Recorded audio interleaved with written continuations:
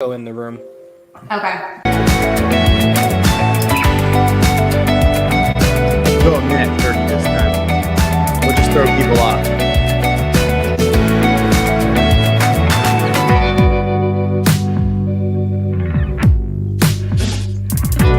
All right, so what were our topics? Hold on.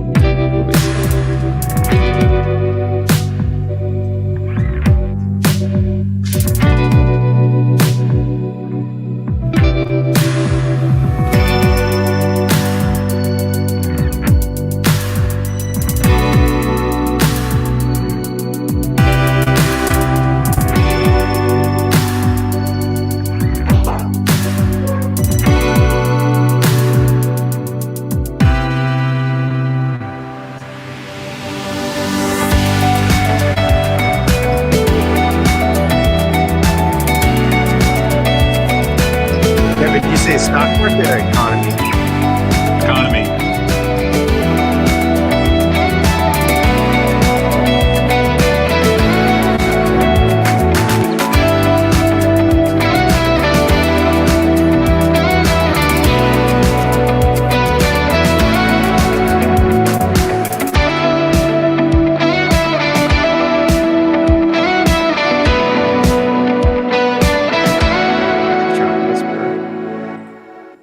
There we go.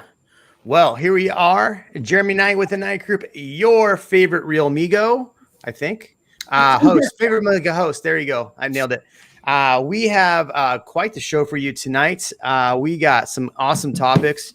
So we're going to talk about some articles that just came out. So things you should know are there's an article that just came out, like 6 things realtors think you should know. We're going to commentate on that, see if those are things you should know. The market numbers just dropped today for April, right? April, May. Yep. And they are insane. We're going to talk about Abbott ending the unemployment benefits in June, I think is when they're ending. And then Kevin wants to talk about the economy. So we got a lot of awesome stuff to talk about. How are y'all doing today? Ladies first. Yeah, ladies first. Sarah, how are you doing today? Fantastic. It's been pretty good. It's nuts still. And my kids found a snake in the garage today. So all good things. I'm sure it was a fun snake. They love it. Sure. Yeah. It's a little rat snake. Ian, we got to hang out last week in San Antonio. It's good to see you again. We did. It's always good to see you, man. Yeah, we were in the Pearl District. If anybody doesn't know, it's similar to Austin's like Domain or Mueller area, but obviously it's not as good because it's San Antonio, but true. It's a cool space. Yeah, it was fun. Kevin, how's the mullet, man? Mullet's flowing free, brother. Flowing free. We're getting in the stages of its all of its splendor and glory. Nice. All right, so I do have something before we get too far into the live stream. I hope people watch this in the playback. I have a request. So I get a lot of people that reach out to me. They email me, ask me questions, and don't use me as their realtor. Now, that's fine. All that you have questions. I really appreciate that you have questions. The fact that you don't use me, that's not a big deal to me. The problem I have is when people call me at 8 to 11 a.m. on Sunday mornings, just asking me basically, is this a good place to buy? Please, please, please don't do that. I have paying clients that I work very hard for. So I appreciate that you have questions. Please keep them on the channel. Don't email me your questions about, is this a good place, unless you're actually really wanting to engage me as your realtor. I hate I have to do that again. I have to bring this up, but it takes time away from clients that I'm working very hard with and hard for. So I just really appreciate it. I try to answer the questions. Like if you're going to ask questions about neighborhoods on the channel, so I'd really appreciate it if you left them there instead of emailing me or calling me directly, especially on Sundays. Can't tell you how aggravating that is. I don't spend a lot of time with my family. And so when I do it, I try to do it Sunday mornings. And when I get calls asking me like, hey, should I buy in Liberty Hill? It's like, come on. So there you go. Sorry, I just had to get that out there because it's weighing on me. It's bothering me. Anyway, so we're going to jump in. Sarah, things you should know. This article just came out. Did you get a chance to read it? I'm going to pull it up. I did get a chance to read it. And I mean, a lot of it made sense. It's really, to me, I think the big takeaway was making sure that clients have proper expectations.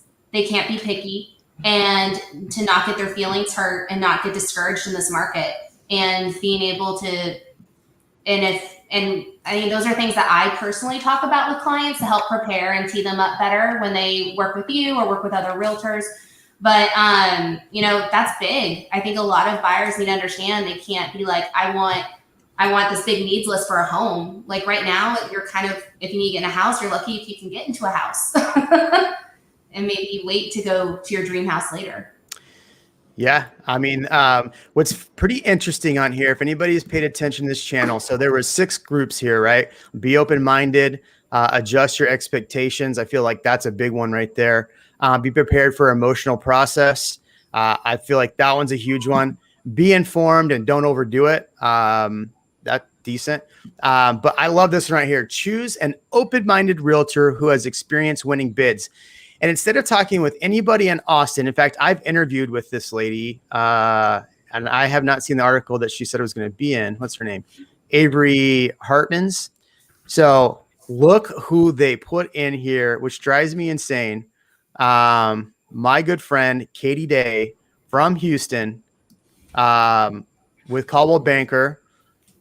She's been on the channel. She's been on the show. So they interviewed her talking about Houston winning bids in Houston. I think it's really silly that they talked about winning bids in Houston because if anywhere you're fighting for a bid, it's here in Austin. But gentlemen, what do you think about this list? Have patience, choose an open-minded realtor, be informed. What do you think about this list? I wish people generally speaking would take a lot more time in this process. I mean, it's a process. I told my clients it's a process you only do a couple of times in your life anyway. So I think that these are naturally questions that you should be asking yourself, not just like the first person that calls you based on a realtor.com inquiry and like, okay, cool, I'm going to work with you. You should be interviewing your agent just like you would interview any other professional. That's my opinion. And these are great questions to ask. I'll let you go, Ian, then I'm going to tell you my. I think there are a few of these points that are really, really important. The one I want to highlight is be prepared for an emotional process. Yeah. Whoa. I mean, I don't know very many people that I've got under contract that we haven't submitted multiple offers or really looked thoroughly through many homes before deciding to submit an offer. It is very emotional. And then you don't know because like we were talking about last week, there was the home that had 40 offers. Well, you know how long it took to find out if we were actually selected? It was like 3 days. It takes forever. And so that you're like, well, do I go offer on another house? What do I do? What's going to happen? What if they don't accept us? What if they do?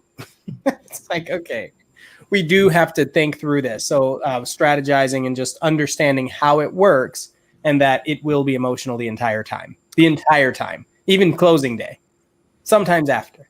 So I would, even after closing. So here's something I find interesting. I can tell the person that wrote this article was not a realtor, or okay, they don't have to be a realtor, but they write articles about the housing market, but don't really understand the housing market. And what I mean is this weekend I was supposed to meet with CNN, right? They wanted to come out, they wanted me to drive them around and show clients homes.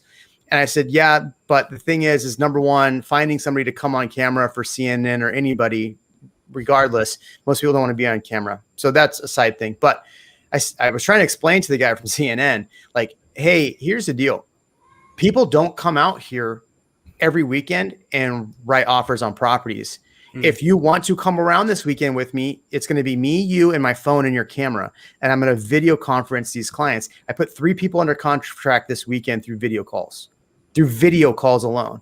I'm like, hey, CNN guy, if you want to follow me around this. So they don't really understand, like they get it, but they don't understand it or grasp it. I think the biggest thing that they missed and the biggest highlight that they missed on this is having a good lender and having your finances in check.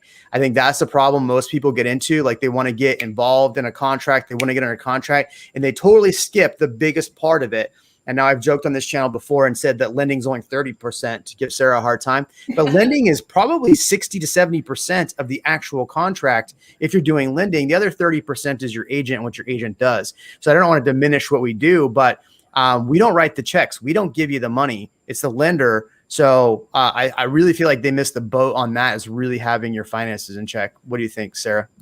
I mean, I agree, because it's one of the things that I think a lot of people misunderstand is I'll get those emergency calls or be like, oh, we're flying out to Austin tonight and we want to look at homes tomorrow. We haven't applied. We're not pre-approved yet. And I'm excited for you, and that's amazing. But the thing is, it's a process and you want it done well. Because you don't just want I'm not like a McDonald's of lending, right? Like, it's not like you can just go through a drive-through, click a button, spit something out, and that's going to be a valid, amazing pre-approval that's going to help you get a loan. If you want it's always advisable to go with someone local, but if you want a good, strong pre-approval and you want a good lender that will call that listing agent for you and help you put your best foot forward to get that home, you need to put the time and effort into that too. Like Kevin was saying, when he was talking about you want to interview, a realtor and make sure it's the best realtor for you. The same thing goes with lending. You want to make sure that you're communicating and get with a really good lender that you can trust, and that's going to go over numbers and options with you. And you want to make sure you have a solid pre-approval that says that not necessarily me, but that lender's looked at, all that documentation. So you have a strong offer, and if you can offer over asking, like how high you can go, because that's crucial for you to know. That's crucial for the borrower to know. So you can even make an offer on a home, and that takes a little bit of time. So yes. Yeah. I mean, how many times have you seen somebody said, oh, I went to Loan Depot and I'm good to go. I'm pre-approved. And then like you have a whole shit show of a contract. Have you seen that, Kevin? Oh. I'm talking to guys. No. I mean, I absolutely have. I've had to save some of those situations before. And I've had actually early in the process, had folks like that are shopping for rates or whatever. And they've gone to, loansgalore.com and like, well, this guy's offering me 0.25% less than your lender that you suggested to me. Why shouldn't I just use them? And I'm like, listen, if I send your pre-approval to loansgalore.com to the listing agent, they're going to be like, hey, have you ever worked with these people before? Because why would we take your offer if you have no idea if these folks are even going to close? It makes a difference to the seller and to the listing agent that you use somebody that knows what they're doing and has navigated this market very, very well and has a high close rate. So yes, it does make a big difference. Sarah, what do you think about I appreciate that 100%. What do you think about this right here? Are there levels of pre-approvals? Yes, and there are. And so basically so there's like the most basic form of pre-qualification, which is basically usually what you get from a lot of online lenders, where you just like fill out some basic information on a form, and then it tells you, okay, you pre-qualify for X amount without reviewing any of your documentation. That's more of a verbal pre-qualification, and no one that I know is going to be accepting those. The next level is going to be an actual pre-approval where you get all the financial documentation. So I can put on a letter that I've reviewed all of your financial documents and that I've run it through underwriting.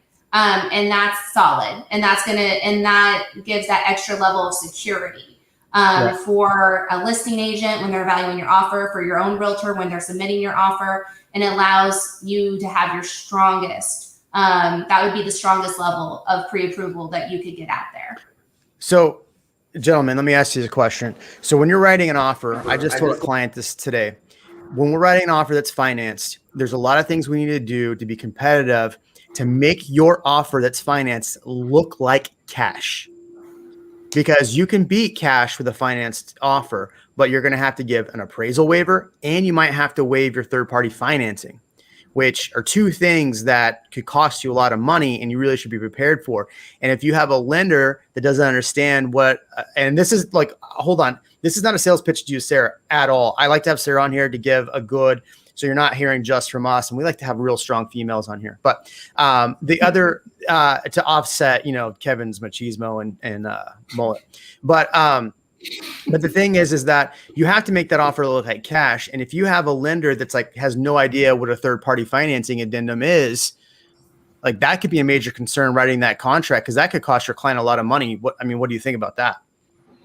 I would actually argue, he's actually even mentioning too that, yes, I would 100% agree with you that a good loan, a good lender is as competitive as cash is right now, because if you're, offering more money than these cash offers are, then the seller is going to be like, I don't care if as long as you can cover the difference in the appraisal. We don't care if you have cash or whether you have a loan, as long as your lender is good. But I'd also say, like, with what the previous gentleman was asking about, Dondi was asking about, was that who it was? Yeah, this one. With whether or not going to the builder in new construction, I actually think cash works against you in that situation. It's like, the rules too are like, people like, when they say that they're going to go buy a car, they're like, I'm going to go into the dealership with all cash and I'm going to get the best deal possible. No, dealers and builders actually make more money when you finance using their lender. Yeah. So they want you to buy through the lender. They want you to finance. Cash is actually considered negative when you're going to a new builder and trying to negotiate a contract. And we should talk about builders here in a little bit, because I'm doing a video this week that's coming out later this week on Sunday about builders and kind of the BS with builders. So if you are building right now or in the process of building and you've had to put a bid out on a property, please put it in the chat. I want to see this. And after the replay, please put this in as well in the comments. I want to hear from you. If you put a bid on a property, what type of bid was it? Did you bid just for the property? Did you bid for the lot and then build? What process did you do, and how much over list price did you have to go? Or give us a percent. I mean, I want to know exactly your address and how much you paid, but I do really want to know that information, because it's something that I'm kind of putting together in a video. So I'd really appreciate your feedback on that.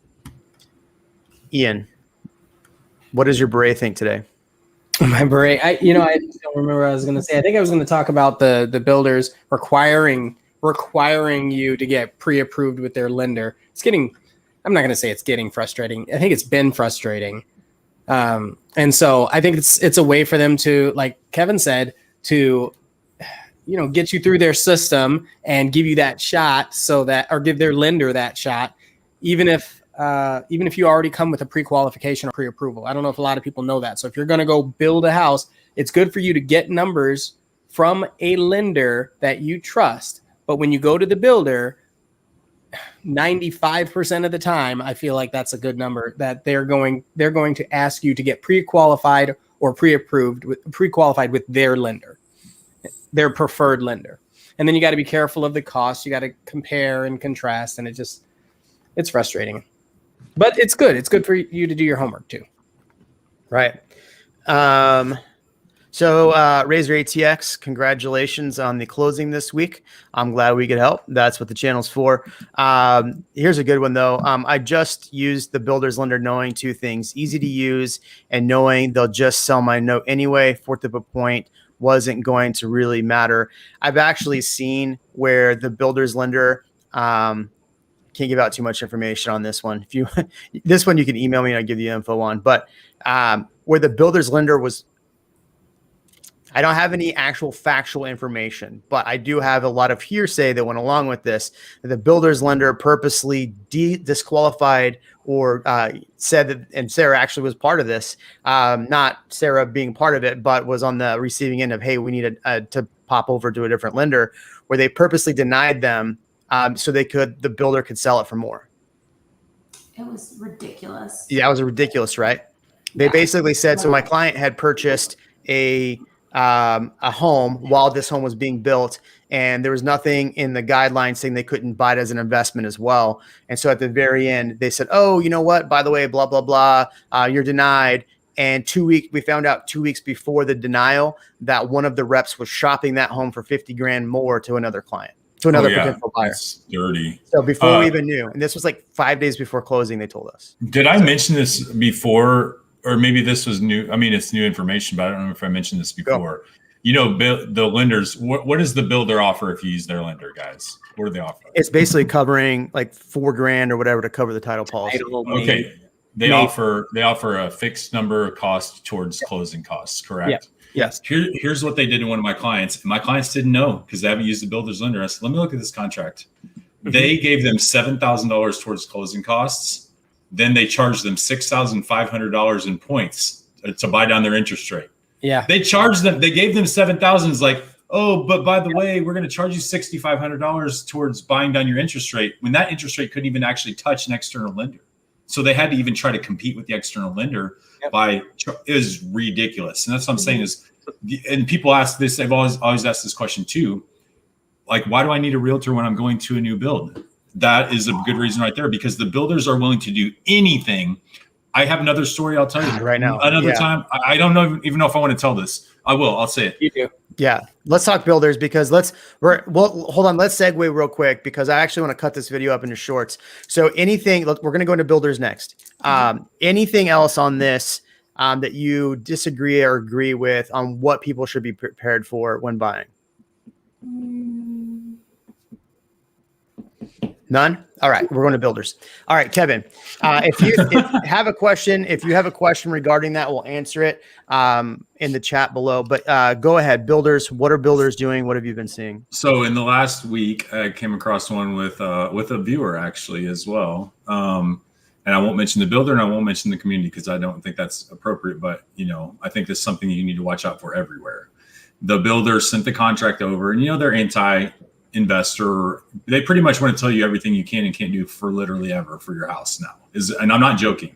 So they had a contract sent to my client that said, literally the contract said, you cannot rent your house out to anyone within 2 years of purchase. And if you do, they can essentially take the home back. And it's like, there's no legal precedent to this at all.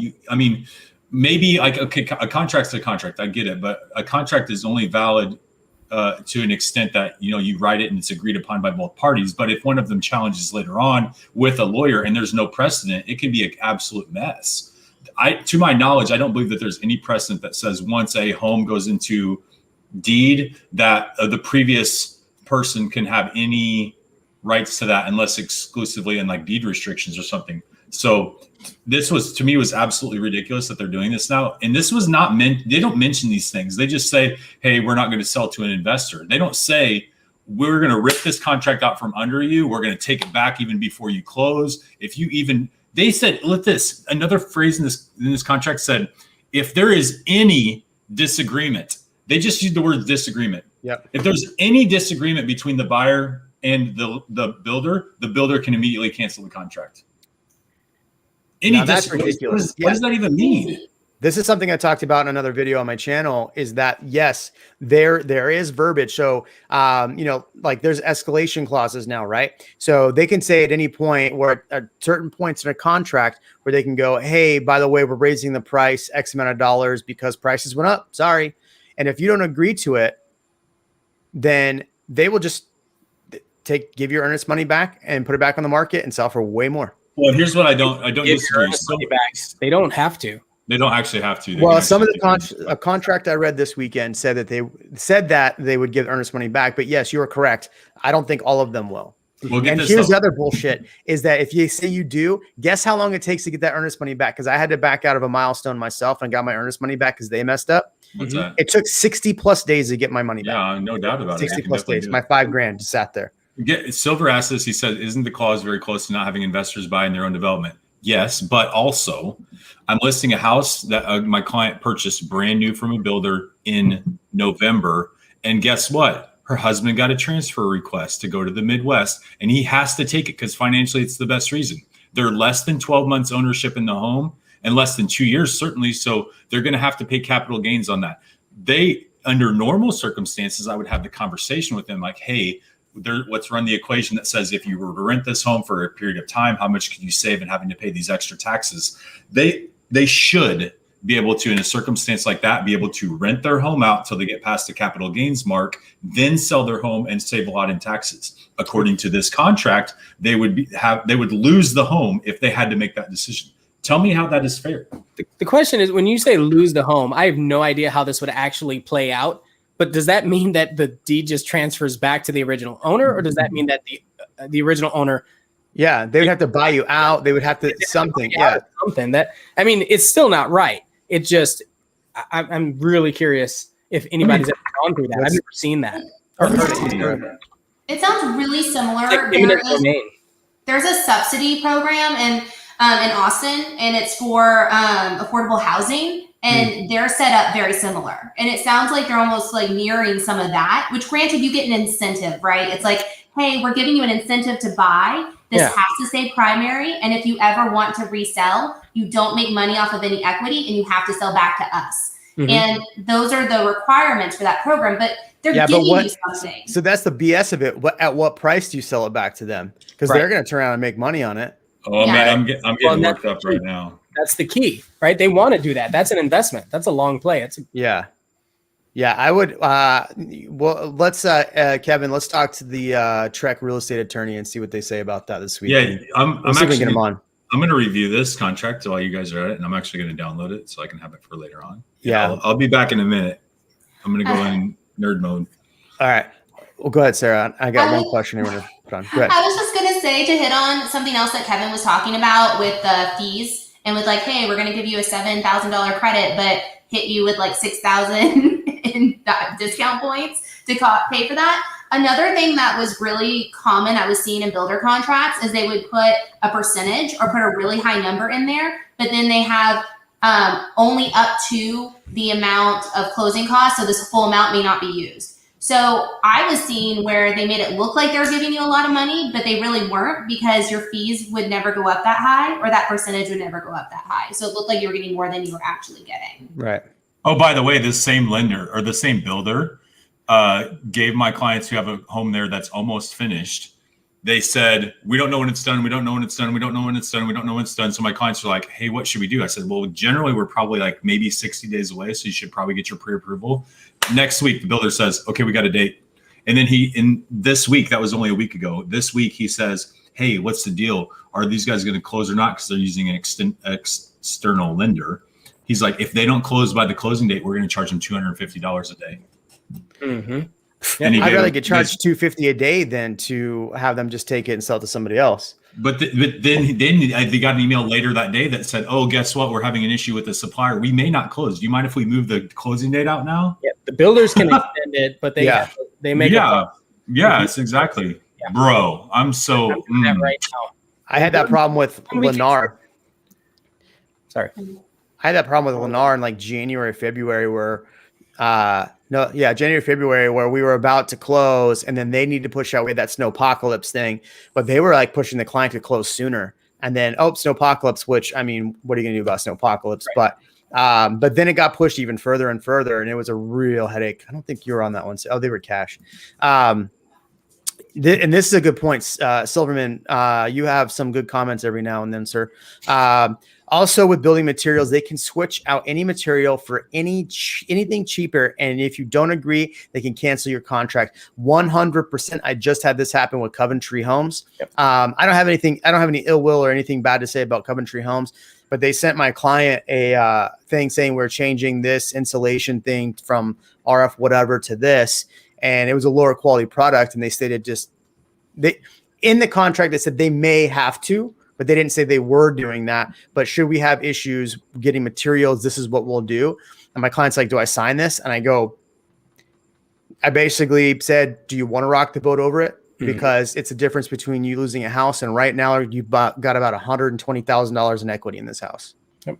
Is it worth it? And so, that sucks. I don't want to say that ever, but it sucks to be in a scenario in this time where it's like, all right, you have to give builders a little leeway, or otherwise it's going to cost your client hundreds of thousands of dollars. Let me just tell you too, because I forgot that part. You reminded me. I told you they told my clients it was time for them to choose their home because they were in the waiting list. It's time for you to choose your home. But really what that means is, here's the home that we're going to give to you that had a base price of like $450,000. The builder chose $50,000 in upgrade. And these are roundabout numbers. Oh, yeah. Wait, back up and say this again. Hold on. Back up and say this again, because I want people to understand what you're saying. Okay. One more time.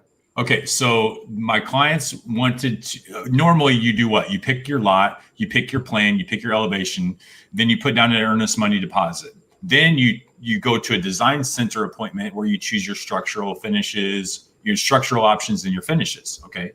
And then you pay half of that in a deposit, because rightfully so. If you choose finishes and then you can't close on the house and the builder has to resell that to somebody else, those were your finishes that you chose, not the builder. In this case now, this particular builder, and I think many of them are doing this now, they chose, it was a $450,000 house. They chose $50,000 in upgrades, then charged my clients half of that in earnest money on finishes that they don't even get to choose, when really it's just a $500,000 spec build that should still have a $3,000 earnest money deposit. But no, now the earnest money goes straight to $28,000, and they didn't even get to choose any of those finishes.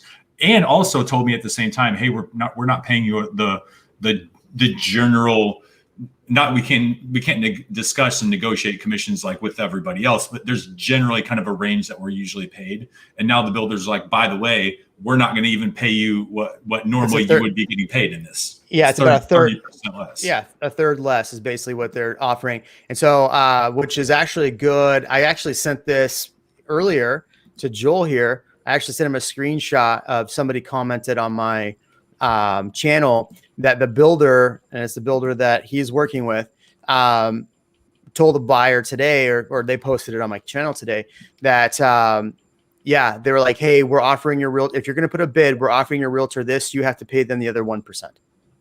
Like, so not only as a buyer are you bidding and paying way over what the list price is, you're now going to have to pay your realtor a fee. Now, obviously, you're going to have to talk to your realtor about that. But but that's kind of ridiculous to say, hey, look, this is all on you as a buyer now because we have so much leverage. I can't wait for this leverage that they have to start going down, because they are going to be crying for Sarah's help. They're going to be crying for Ian's help. They're going to be crying for Kevin's help. They're going to be crying for my help. And they're going to be crying for all these buyers to come back. Now go back to the material costs. So think about this as a buyer. I just want to throw this out there. Think about this as a buyer. You're having to pay all these arbitrary costs that they're saying. They're not saying like, hey, the price for this commodity went up X, so we're having to raise your price X. They're just saying we have price increases of X. What happens if those go down? Right? Let's say those commodity costs, all of a sudden, all those lumber costs go down 50% tomorrow. Do you think those prices on those homes come down tomorrow? Do you get 50% less on the fees? No. The builder is making all the extra money on this. They're padding, they're arbitrarily holding down supply. So you as the buyer, as the customer, are paying whatever absorbent amount they want because they know they can get away with it. And you are paying and padding their pockets because they're holding down supply. Now, are they making as much money? No, they're not, probably, because they're arbitrarily holding down supply. Now, look, there are restrictions with lumber costs. People are going to give me a hard time because, builders do have a hard time getting commodities, trade wars, all that bull crap. But look, they're padding their bottom dollar. They're taking away from realtors. They're taking away from the buyers, and they're doing like the crap like Kevin just said, which drives me insane. What customer service is that? No, it's BS. I found the section. I'm not going to read it all. I'm just going to tell you that it says strictly, in the event of a buyer occupancy default occurring after the closing that involves the sale of the home of the buyer, they can buy it back for the exact same price that they paid for it, minus any closing costs that they shouldn't have had to pay. The builder can buy it back for the same price? Same price. Not the current market value. So if you bought the home for $500,000 and then at the end at 2 years minus a day, it's worth $700, and they find out that you rented it for the 2 years minus 1 day, they can buy the home back. And it's not that they're given the option; they are obligated by specific performance of the contract that they will purchase the home back for you if they decide that they want to do that unilaterally. These are the contracts that they're asking you to sign right now. I'm just letting you know. Read everything, send it, get a real estate lawyer in addition to your realtor, and send these contracts to your real estate lawyer and have them tell you what the risks are associated with you signing these contracts. So I think that's a really good point, Kevin. You have a lot of people that go straight to a builder, don't read anything about a contract, don't bring. They're excited. They're excited. Well, that goes back to the emotion I was talking about. Oh, I got a house. Cool. Where do I sign? It's like, whoa. I spent 10 months searching for a home. I've been on a list. Yeah. Great. Good for you. Right? I'm not offering if you you end up in advice. one of these situations, that's a really, really tough situation to get out of. I've had so many calls from people that are under contract with the builder, and then they'll call me and they'll say, hey, Ian, can you help me? I'm going through this. And I'm like, I didn't know you were under contract for a home. I wish I did. I would have been happy to represent you. And that's what you I don't get have to pay for that either. It's great. And that's what I get annoyed with. Sunday mornings, I get those calls. Hey, I just got my offer accepted. Is this a good deal? I'm like, it's Sunday morning. I'm at home with my kids, my kid and my wife. And you're calling me about a contract that I'm not a party of and have like, you want information for free? No, buddy, you got to pay up. And even then I can't help you because I'm not party of the contract. Sorry, go ahead, Sarah.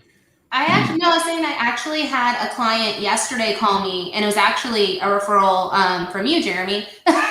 And we had this exact conversation. He was talking about being interested in new construction and what's the benefit of having an outside lender and a realtor. And I told him, look, if I know a lot of people are going to tell you, or you might hear that you might be able to get the price down or get some kind of incentive for not having a realtor when you go to a builder, but that's a bunch of BS, and you need to have a realtor. You need to have someone that's your advocate, that has your best interest, and that can look out to make sure that they hold the builder accountable, you meet your deadlines, etc. And that's the value they hold. Don't go in there thinking that you're going to make some sort of deal because the builder is going to have to pay out less money or something like that. It's not worth it. It's not worth a major mistake. And he was like, oh, thank you so much. And I hope he listens, but I mean, it's so valuable. And you need to make sure when you pick a realtor, it's someone experienced that knows what they're doing. It can't be a hobbyist. Please, please, please. Don't pick a hobbyist. What's a hobbyist? What's a hobbyist? Yeah. Someone that does real estate part-time. This is my definition. Someone that does real estate part-time that closes that doesn't, only works maybe with their friends and closes maybe one deal a year, maybe 1 to 3 deals a year if they're lucky. But it's not their full-time occupation. I love it. This is the most challenging. I think this is a year where the real professionals in this business are having to step up and decide that they really want to take their craft and their job very seriously, because I'm telling you, the reason my clients are winning deals is because I'm elevating my realtor game. Like I'm looking at all angles. I'm negotiating the way that a realtor needs to negotiate it. And my clients are getting deals. They're getting deals done, and they're avoiding shit like this. So, Sarah is 1,000,000% right. Do not, because you sat down with a beer on a Saturday night with your cousin and you found out that she's a realtor and she said, hey, I'll give you 2% back on if you just use me for this transaction. And all she's doing is showing up for 5 seconds, signing the papers and taking the money. I'm telling you, that's the wrong thing to do. And you can politely tell her no. Well, and here's the other thing, this question right here, I would say a majority of builders have moved away from whatever this says right here. I'm not going to tell you. This is no longer what I'm seeing for most offerings for agent fees. So think about that too. Your realtor is working twice as hard for you on these contracts, helping you stay out of the crap on this. And builders are saying, hey, by the way, if you're going to pay that full percent that they put there, we're not paying that full amount. You have to pay your agent that fee. And I remember, 5 months ago when builders were offering me 5% to bring buyers. Oh yeah. 5%, 6%. Yeah. To bring, now they're like, and then stacking it, putting you in drawings for cars and stuff. I Yeah. don't think people understand what builders used to do to get us on their side. Yeah. Well, and remember, the marketing budget's separate for realtors. Like realtors are paid from the builder's marketing budget, not from the building budget. So that's the other reason why you're talking about earlier, why you can't get a better deal in the house. You're going to pay the same price regardless. So to Kevin and Sarah's point, ask if you were to ever go to a builder and you ask them, okay, well, what's after they tell you everything with the price, you say, okay, well, what's my no realtor price? The number won't change. And if it does, and then you show up with your realtor, there you go. There is no difference. I also make sure to tell any buyers that are interested in new construction, I let them know, like, you need to if you go to look at homes, make sure you let them know you're working with a realtor, because they've gotten really, and you guys can tell me if you're hearing this or experiencing this as well. But I've had, I let them know that what I've heard is if you go in and you get on a list or sign a contract or talk to someone and say you don't have a realtor, then once you do go under contract, you can't add the realtor onto that deal. Even if you have an agent and you walk in the door now with some of these builders, they'll say, oh, you don't have an agent. Yep. Which is ridiculous. Even though you tell them you have representation. It's like the same thing as telling somebody I have a lawyer, and then they go, okay, we don't give a shit. Yeah. Mm-hmm. That's awful. A really good way to handle it is if you have an idea for a builder that you're interested in, make sure that your realtor sends them an email or something to connect you first, or a call or a text or something to that effect. Or you walk in with your realtor's business card. I've given business cards out to clients if they're going to go look at houses and let's say I'm gone for the weekend. A lot of Kevin's clients go in with his mugshot, and then they'll use that. Speaking of mugshot, and a handful of Dogecoin. Yeah. Oh yeah. Speaking of mugshot. Quick segue. If you are in the market for some sweet merch, I recommend this fanny pack, or this phone cover, or this sweet red mug. I don't know why we went with red, but hey, I love it. No. You have like 30 color choices. Oh, okay, good. I'm going to get me a pair of these leggings, and I'm going to wear them on the channel. Yeah. Sarah, we'll get you a pair too. You wear them around the office. Good things. These are only neck up videos. Yeah. Yeah. Good. Not for long. Yeah. And you can get your own. I thought this had. Do you have the single ones on here? Yeah, there are some. Keep going down.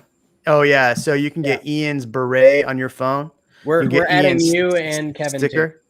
Too. The mask mandate's over, so you don't have to buy a mask anymore. So might have to take that off. You got glasses here. I mean, just some sweet swag.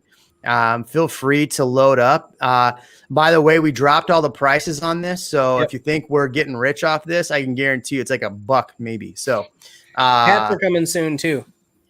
Hats are coming soon. Oh yeah. I'm gonna have to hold out for a hat. I'm gonna try to get a mullet wig. I don't know if I can make it happen, but if I can make it happen, you'll be the first to know. Wouldn't that be great? Oh yeah. Oh my gosh, that'd be so fantastic. Kevin, we're gonna have to have you model the leggings, okay? I can do this. Just from the front. You can't turn around. It's not safe for and it's NSF for YouTube. Safe. That's correct. You get banned. All right, so let's switch gears a little bit here. Put Jeremy's face on a T-shirt so people can punch it. Is that what it says? Oh no, there you go. Punchable. I love it. Yeah. We should. I'm gonna do it. I'm gonna put your face on a T-shirt. You watch. No, it's pinchable. He says pinchable. Oh yeah, I'm afraid if you put my face in your shirt, you get punched in the stomach. So we might not do that. All right, so we're switching gears here. There's a couple more builder questions if you want to hit them. Man, builder questions again. I know. It's like 4 hours. Which ones? hate builders. The most recent question was one. Here we go. I also see some realtors asking to sign a contract for a buyer paying 3%. Look, typically they're going to ask you for that. You know, when we send buyer reps out, it's going to say that kind of as a blanket thing. Yep. If for some reason that percentage is different, I've never had an experience where I've gone to the buyer and said, hey, look, they're offering me less. You got to make up the difference. That's me personally. I don't feel that way, but wait, he's buyer saying representation, buyer rep agreement, but their buyer rep agreement, because this is the number one question I get on my buyer rep agreements is I do have a clause that says if the seller is not paying my commission, I can ask you as the buyer to pay for my commissions. Yeah, that's happened 0 times in my life. So same 0 times. I have had it on the other side where the seller / builder has just not paid my commission. Yeah. I thought about what it would take to go through the arbitration, to deal with it, the Trek attorneys or whatever. It wasn't worth it. It wasn't worth it to hassle the client or anybody else. Yeah. You know, that's funny. Whatever. All that happened is we upgraded StreamYard. We did. That's not. Yeah, paid the StreamYard right now. I got my tax bill, so I need more deductions for next year. Then find a new realtor then. Okay. So Silverman has a question about visit a new build. How often? Okay. How often will a respectable realtor visit a new build? That's a tough question to answer because I would say I'm less and less walking into new build now because we've already put what Ian said earlier, we've already done the legwork to find what builders are actually. So I have a full-time assistant right now, literally full-time assistant who calls builders. And if a client is a fit for that, we're finding out, number one, if it's a list, number two, if they're doing a bid, and then we're getting all the information for that community ahead of time. So if you walk into that build, you already have that packet pretty much together. So I'm less and less walking through new builds with people. A lot of that has to do really, it's a kind of a holdover from COVID. Oh, there we go. I just demonetized the channel. Darn it. But a lot of that is a holdover from that. Like during that time, reps, you had to schedule a time to walk through a new build. So you couldn't even just walk up and knock on a door. You actually had to schedule a time. So a lot of that is partly the reason. So, and plus, like you could walk through 100 new builds and not one of them have inventory, and they'll be like, oh, we're going to release in 5 months. So good luck. You can see this piece of imagery behind me, but this pricing, this is not going to be here next month. So. Yeah, I would say I do a lot of new builds, and I think it used to be where you'd have to go to the design center, maybe even multiple appointments, and you'd want to go there, support your client, say, no, don't get that blue tile that you were thinking about getting. That's not going to work if you're going to. That's always fun. There. I miss that. I know. I miss it too. Because a lot of those companies that do that stuff, like the what's it called? The showrooms, they stop allowing realtors even be there. Yeah. Because of the COFIFA. Yeah. So that's changed. I do like to get out there and walk the property a few times throughout the transaction. It depends. Some of it, there is no benefit for me being there other than just to see if there's anything going awry. But generally, I love being there for the blue tape, and I love being there before the walls are up. Yeah. So there are a couple times. It really depends on the builder, how much you trust the builder, how well you know the clients, and what their expectations are. If they've built 30 houses, they know what to look for, and if they're getting a third-party inspector. Yeah. Did you know you can do that? I would say we're still walking, like once the homes go under contract and they're being built. Yeah, we're walking those. We're going to all the walks. We're doing like a weekly walk where we go through and either snap photos or go check it out. So maybe not weekly, but we do still go through that. What about you, Kev? I will go by and look and check progress on builds for sure. Take videos, just see what's going on, because one of the big values I think I add as a realtor for the new build process is having experienced that the builder is not really, I mean, they've got as much on their plate. They're not like really thinking about your specific timeline and whether or not you're going to be able to close on time, or whether or not you're going to be able to do the walkthroughs on time. So it's good to, in your mind, have that schedule, and then you're continually like pinging your clients and the builder, like, hey, we need to schedule a walkthrough for the first time. We need to schedule a walk and I've had success even recently where they're like, we did a walk on a new condo, and they're like, well, we don't typically do the buyer walk until the week before closing. I said, we're going to do one during the option period. So congratulations. And they said, well, we don't really do that. It's like, well, we're going to do it whether you like it or not. And I'm bringing my inspector. Yeah. So that's one of those things where you can say, is there negotiation? That to me is a negotiation. You know, are you going to be negotiating the price? I mean, maybe not the price, and, maybe not like telling them that you're not going to sign certain addenda. But I have also seen one of my clients, her father was a real estate lawyer, and he redlined a builder's contract. You have to be a lawyer to do that, though. And yes, he did. But he did, and he's still able to get the builder to sign that same contract. Was that in the last 2 months? That was not in the last. Yeah, that wasn't. Yeah, so that's what I'm saying. The last 2 months, things have changed pretty drastically. But imagine though, what if you did have a good real estate lawyer and he was looking at this these clauses about this stuff about taking your home back, or some of these other weird things that they're just kind of sneaking in, but they're never mentioning to you. Do you not wonder if we just challenged it a little bit, what would happen? Mm-hmm. Right? Yep. Yeah. I mean, removing escalation clause is one of those things. If it's in the contract, I mean, I doubt even now that if you had a lawyer that they'd allow you to redline that. I mean, they might. So go ahead, Ian. I wanted to answer Why Not's question about Giddens. All right, we'll get to that. I want to answer this question. We will answer this question. It's actually going to phase us into the next part, which is our market numbers. So re-ask this question in 5 minutes, please, and we'll answer this question. I saw one I really wanted to get to. Oh, this is a good one. Are realtors making more or less? I would think less because it sounds like volume is down. So 2 things. There's a lot of what Sarah said. They're hobbyists. There's one thing I do love. This market sucks. It is not fun as a realtor. In fact, I put this on my Instagram today. It sucks. It is not fun for realtors. If you think we're enjoying this, the answer is no. The one benefit that I do like about this, and a lot of realtors are going to thumbs down this video because a lot of realtors in Austin watch these videos. I've ran into Ian Grossman. He watches our live streams. So hi, Ian, if you're watching. Hi, Ian. Yeah. But Ian's a great guy, by the way, also a YouTuber. I thought about having him on tonight. So if you watch Ian's channel and you want him on this live stream, ask nicely. We might get him on. Go check his TikTok and Reels on Instagram too, because he's pretty funny. Is he? Okay, good. I don't watch it. But I think a lot of those hobbyists will be out of the market very shortly because number one, they're making less, they're offering less, they're doing a lot of things to shoot themselves in the foot. And those that are working on volume right now and doing the things like Kevin said, we're doing okay. We're making it through. The good realtors are actually there's a consolidation, I think, of volume to the better realtors in this town.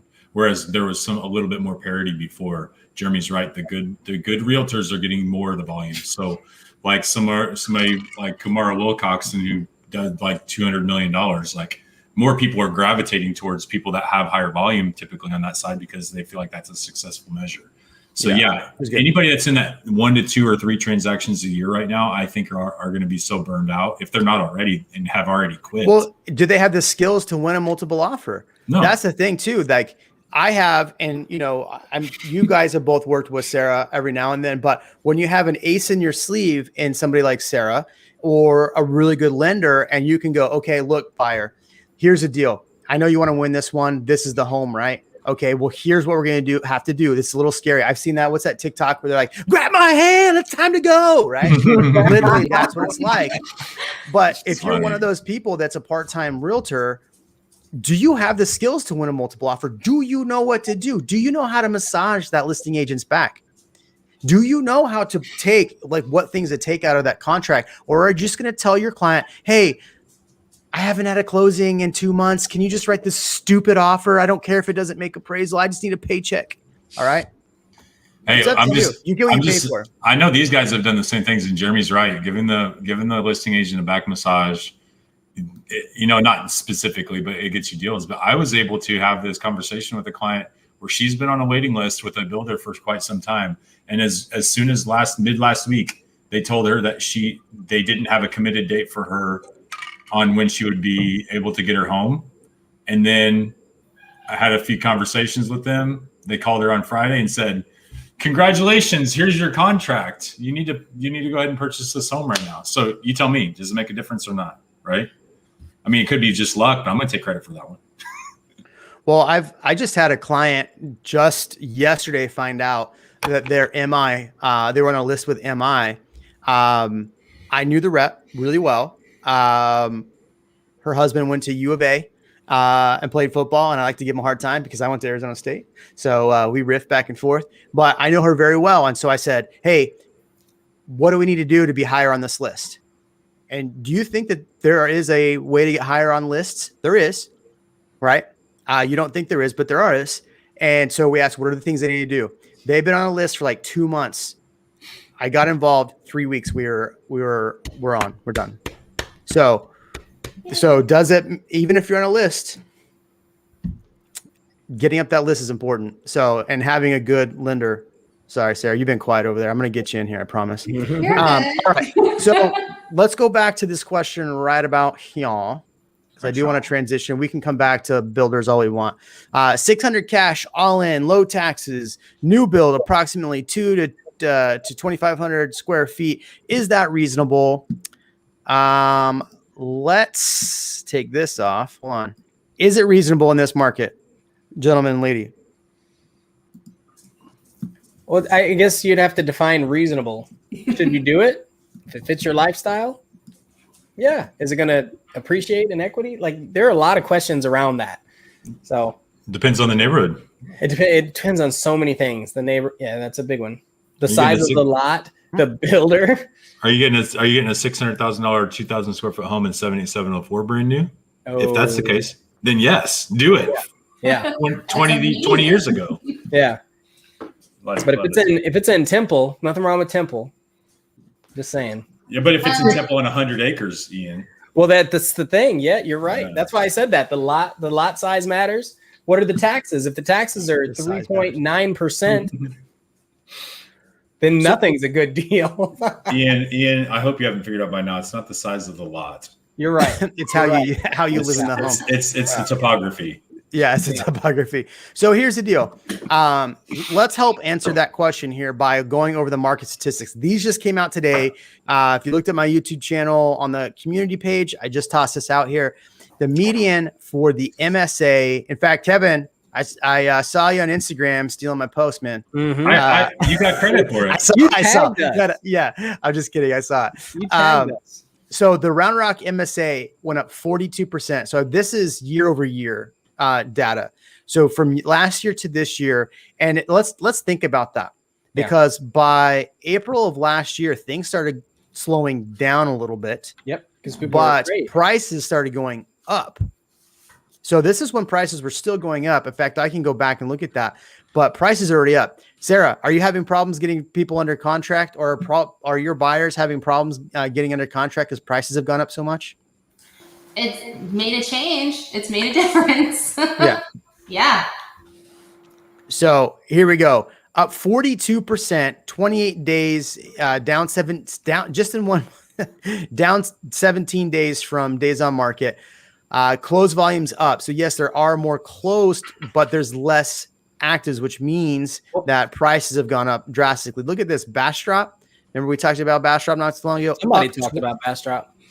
Yeah, somebody's talked about Bastrop. In fact, I haven't seen them on here in a while. He's been on here a lot. He was the first comment, remember? Oh, yeah. Oh, I haven't refreshed comments. My bad. All right. So even Bastrop, I find that number 290 a little low, but active listings there is down 75%.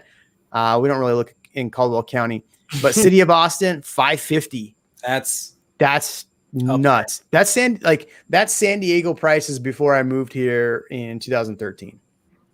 Probably a little higher actually than that. And I think it's important for people to look at the closed sales. So we're up 51%, but we have double the amount of people or triple the amount of people trying to buy, right? So we're up, but we're still really low inventory, which it shows there. Look at that. Go ahead. They need to report the stat of how many offers per property now too. Oh my gosh, that would if we could put that in the MLS, that would be awesome. Because So when you close, they ask how many. They ask all this information when you put in a closed sale. Yeah, that would be I was gonna say some put it in there. I saw one today. And then I actually went ahead and I pulled like the builder data and construction data as well for this month that just came out, because we were evaluating it for some things that I do on my end. But like housing starts for new builds, they were actually down 13% for single family homes. And that number is actually worse because people don't realize that housing start, a lot of builders have been laying concrete, but not building.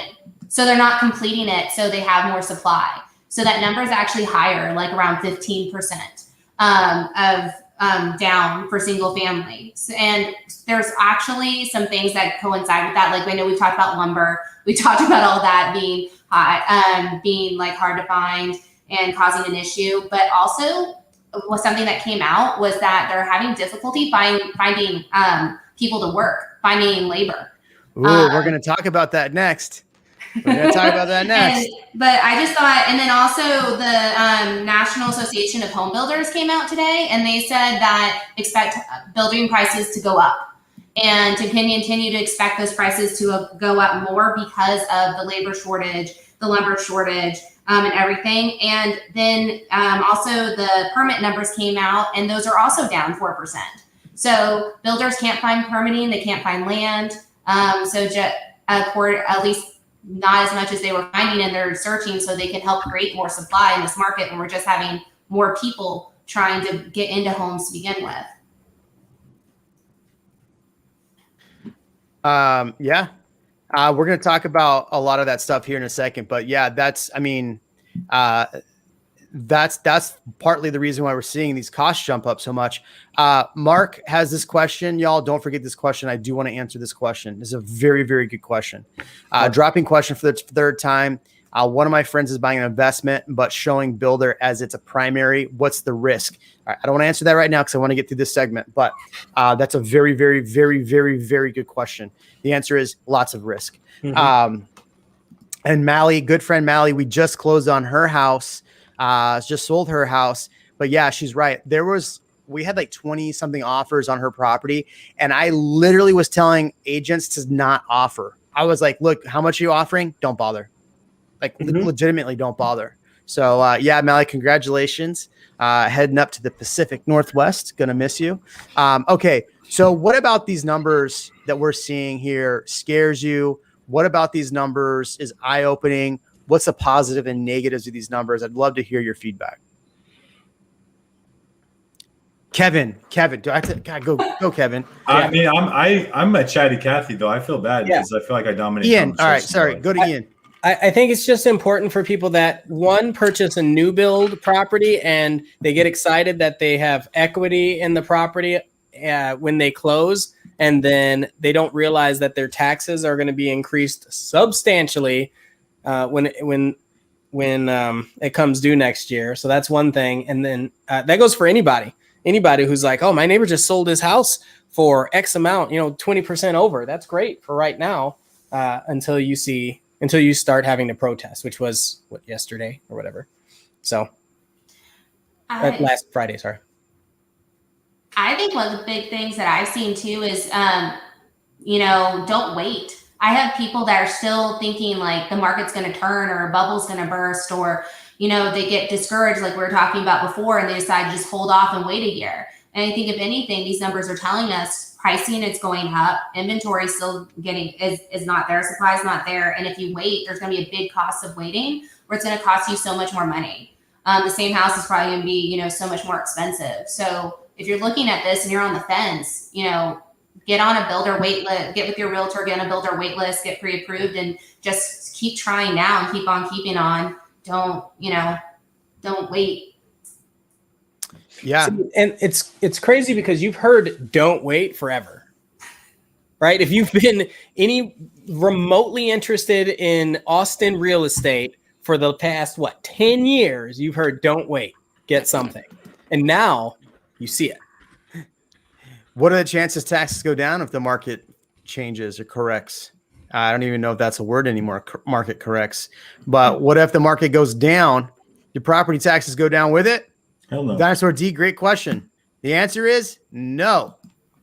I don't think so. I mean, it would be an act of God for them to. Well, you have to understand though, that's a lagging property taxes, and they're written like this as a lagging indicator because they're paid in arrears, right? Yeah. So by the time that there's even a market correction, the market has already re-corrected itself in Austin. So you can't make a real good case that the value of the property has dipped substantially. You might be able to, if you have a good realtor that can help you pull some strategic comps, you could present that to the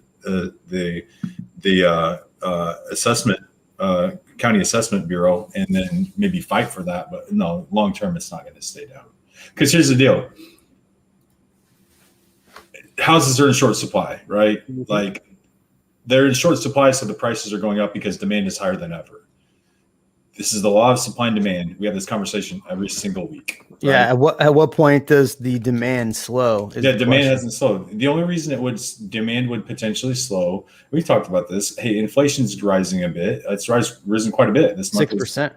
It was higher. It's a little over 4.25% right now, but it's 4.2% year over year.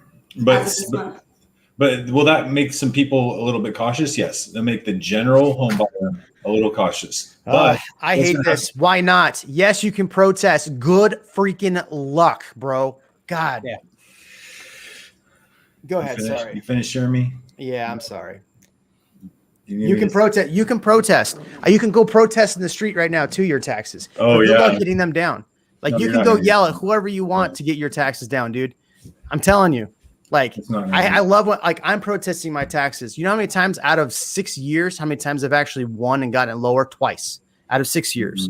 So come on, man. Like you saw those numbers.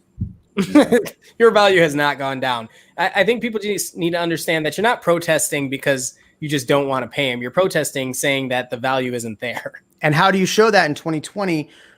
How do you show that when obviously year over year, how do you show that? I mean, Williamson County up 45% and they're saying, oh, your taxes are the 23% higher. How do you protest? No, I swear they're not that much. My house fell down last year. I mean, come on. Sorry. Do you ever get the buyer, like, okay, so you know how we're talking about earlier about like, don't Google, be informed. And, occasionally we'll get those buyers that will try to figure out how much a house is worth and they'll go on CAD on the appraisal district and they'll be like, it's only worth this and you want me to bid this or offer this on it. Like that, but it says like it's 250 and you want me to offer like 400. And that's the biggest, and it's like, no, that's not the actual market value. Like that's not, it's very frustrating and having that conversation. I've seen people protest their taxes, Dinosaur D, protest their taxes and then go up even higher. Somebody just did that too. If you don't know what you're doing and don't hire a company, that's why I no longer do it myself. I just hire a company. So that's just me personally. Go ahead. I'm sorry. I cut you off. So I'm getting fired up about taxes. Go. I'm enjoying this. Keep going. Go ahead, Ian. I cut you off, man. Oh, I was just saying that someone had just said that exact same thing, that they had protested and it had gone up. So, I agree. Have a company do it. I think the people that are going to get hit real hard are the people that don't know that they need a homestead exemption on their primary residence. That's huge. That's a big deal. There are still people out there. If you look, there's still people out there that are buying houses. They'll go to let's say a builder. Builder doesn't. I'm not against builders. A builder may not educate them to do this, or the builder's title rep or whatever. They may not know that they need to put a homestead exemption. Taxes spike, and you're not protected from that extreme 42% spike. So make sure you have a realtor that explains that to you or shows you how to do that. It's free. Don't pay for it either. Investors, sorry.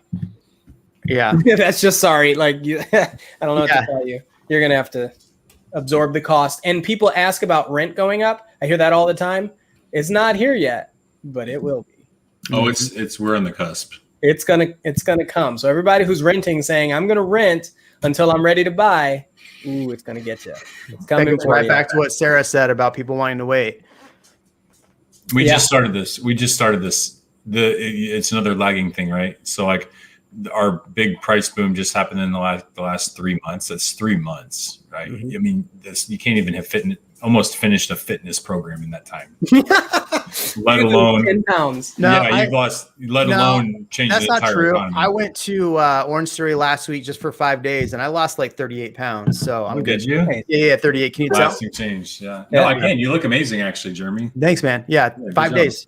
I'm gonna go drink for 45 now straight. So, but just kidding. The way that it's going to play itself out is that if you want my predictions, because my economy predictions, eventually there will be some offer fatigue from buyers right now, and you'll give up on the fact that you may not be.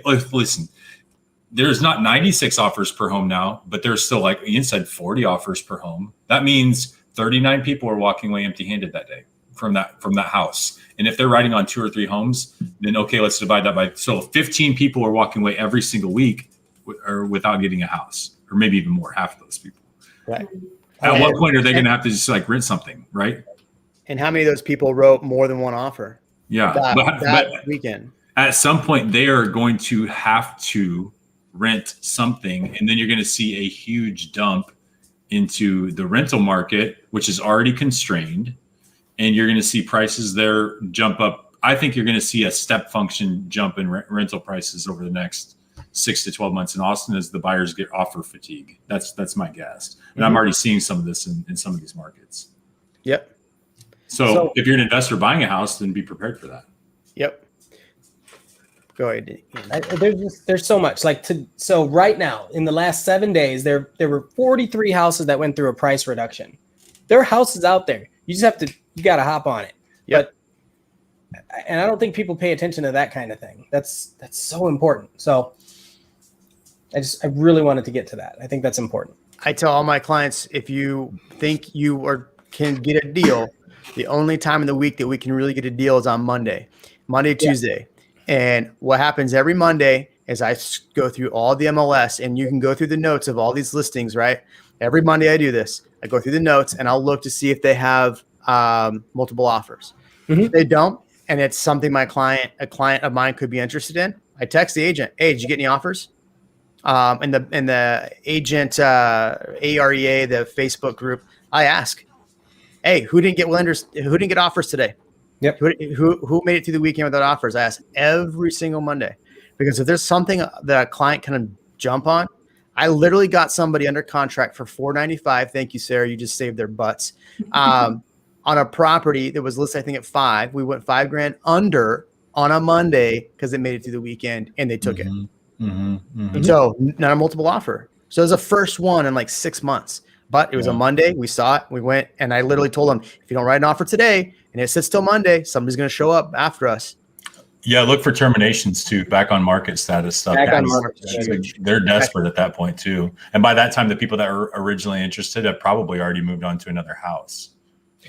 Well, I mean, it's contingent on how much they were selling it for. Like if they're selling over what it's would be appraised at, right, or over market value, I guess it might be back on market, and they could have been selling it and not actually have anywhere to go, just to try to see if they can get more for the house. I have that too. I've seen that. I hear the face fat's the hardest to lose. Congrats on the weight troll. That's funny. That's funny. It's a good one. All right. So, I mean, what else about this market? Obviously, we talk about the market every week. I just really wanted to hit these numbers in this segment. What else about these numbers is eye-opening, or do you think is a positive? I mean, last week we saw 900 homes hit the market between Wednesday and Friday, which I thought was impressive. I thought it was a good opportunity for people to get homes. What do you think? Not for my clients. I still can't find anything. So I started doing a series on my channel that goes over like what houses actually closed at versus what you saw them listed for. And those have been pretty popular because I think when people start seeing it, like, what was the house that you were trying to buy last month? Hey, it closed today. And you see that it actually closed for 100,000 over, because you're never going to see that on Zillow or Realtor or any of those sites. So when you see that, it really starts to hit you. Like, Sarah, they're not playing these games. Sarah, there was one in your neighborhood. It was a really unique house, listed for like $949. And I know the agent really well. So I asked her, I was like, hey, like, just shoot me straight. What do you think? Where do we got to be? She's like, at least 250,000 over. I'm like, all right, I believed her. And that's the other thing is like, clients will ask me like, well, if they're telling you 100,000 over, do you really believe them?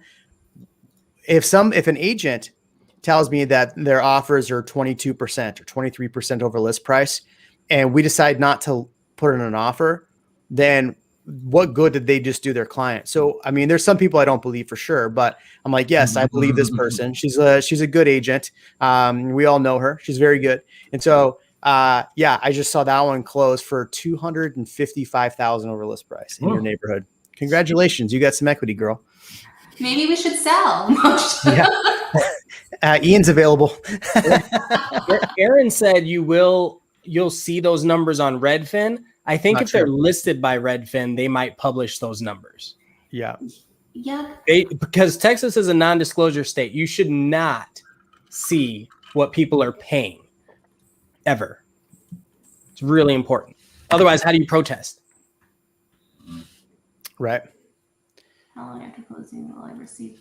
And that goes out to people that are buying houses. When you get those mailers that say, how much did you pay for your home? We're going to, don't do it. Trash. Shred it. Call them back and say, take me off your list. That's a big one, especially for first-time home buyers. I always try to let them know, like, once your deed and everything gets filed, it's public record. So there's people that are specifically hired to scroll through that stuff and send you junk to make it look really official. And they'll make it look like it's from your lender. They'll make it look like it's from the city or state. And it's in 99.9% of the time, when you get anything like that in the mail, it's junk. But I always tell people, snap a picture. I'll confirm that for you. But yeah, never give anyone what you paid for your house. Never tell anyone that. Yeah. And Aaron said that you see it on Redfin, but not on Zillow. Zillow is now a brokerage. Redfin, I believe they have brokerage, right? They have agents. Yeah. So when they list a home, it's the choice of the realtor to disclose that. And it shouldn't be. It should be the buyer's choice. So if it's on there, you should ask them to remove it. You don't want it to be publicly known what you paid for this house. Yeah. Unless you're trying to protest your taxes and it's way lower. Jeremy, you're talking about that one just closed in that neighborhood. It was $256,000 over ask. Yeah. Is that how much it was? It was $255,000 over ask. Nailed it. Yeah. And guess what? That's the same street that I own my house on, by the way. The one you sold? Yeah. For half that price. I see all these people jumping in saying Redfin shows the sold prices. Can you give me an address? I'm going to go look at that address. You have to be logged in under their account to have access to that data. Okay, so you as a direct consumer can see Correct. every single house that sold. Correct. You just have to have a Redfin account. The sold price. Correct. Yeah. We should sue them for that. Yeah, that should be very illegal. I don't know how they get around it, but they certainly do. Well, now imagine if your county appraiser just creates a Redfin account and you go to protest. You're like, no, it's not worth that. And then they just run the comps on Redfin. Yeah. Yeah, sucks for you. I mean, so much for being a non-disclosure state if Redfin's go ahead and doing that. So shame on you, Redfin. All right, so let's keep rolling here. So we talked about the market numbers. I do want to come back and talk about builders. So a few of you have asked builder questions. One person asked, is there any time you would ever steer a client away from a builder? I do want to answer that question. So if you're the one that did that, throw that one back on because I do want to answer that. That's actually a great question because number one, we can't steer, but we can advise you on certain things and we will do that. So I want to talk about that. There's a question that I had told somebody earlier to ask again. Make sure you ask that one. I already forgot. Sorry, I'm reading the comments, but I want to get to this. And we had some topics here, right? So the governor of Texas just removed the I don't have I didn't transition fast enough. My bad, everybody. Unemployment benefits. Unemployment benefits. There you go. Sorry, I was going to try to pull it up. So what do you think that's going to do? I mean, there's a good article in the Statesman today. What do you think that's going to do with some of our problems as far as we have a lot of issues? Like I know a lot of restaurants are dying for people to come in and work. We're seeing issues with supply. Will that help supply? Will that alleviate some of the problems we're facing? So I'd love to get your feedback on that from the Migos and Sarah. I'll let you go first, Sarah, because I think you had done some good research on that. Yeah, I mean, so I can see this from both directions, but to be honest, I was going through and I was going to write down the numbers, but I didn't. But basically, a majority of kind of these jobs, like you're talking about, like service industry, restaurant, things like that, a lot of these people are getting more money by staying home and getting the unemployment benefits and the additional extra money from unemployment than they are if they're actually working those positions, which is unfortunate. But for like restaurant owners and things like that, and a lot of self-employed folks that have minimum wage type jobs. And so I'm decided to kind of switch this on like a lending perspective. So if you are collecting unemployment and not employed, you can't qualify to buy a home. We can't use unemployment income to qualify you. So if you are wanting to buy a home and get in a good position to buy a home, you need to start working because depending on what type of income you're making, then you might have to be on that job for 6 months to a year now because you've been on unemployment for so long. And that hurts you and it counts against you. And then there's a larger gap. The other piece is, I know I kind of mentioned it before about building, is that a lot of builders are having struggles right now because they don't have labor and they're having problem getting enough people to do those construction positions, which is also pushing out their turn times and pushing out being able to get these houses up as quickly as they're wanting to get more supply out on the market. So I think by getting rid of this unemployment piece, benefits early, it might, force some more people to get back out there in the workforce to start, working and building up those positions again. I did also pull some numbers that said, that the unemployment applications are declining and they're near all-time lows since, what are you calling it, FIFA? Yeah. But one of the biggest things I thought was really interesting, and sorry, this is a little kind of a little all over the place, but was the fraudulent claim information. Did you read about that? And how fraudulent claims, because a lot of people are doing identity theft so they could collect this money. And that TWC said that for 2021, there are 377,000 suspicious claims. And that's up from 2020 being 234,000 suspicious claims. Wow. And then if you compare to 2019, before all this started, right, there was only 1,142 red flags for fraudulent claims. So, I mean, that money is going to people that don't need it. And I got some of this information off of Fred, which is the Federal Reserve economic data as well. But anyway, that's some of my 2 cents from the things that I was seeing from that article.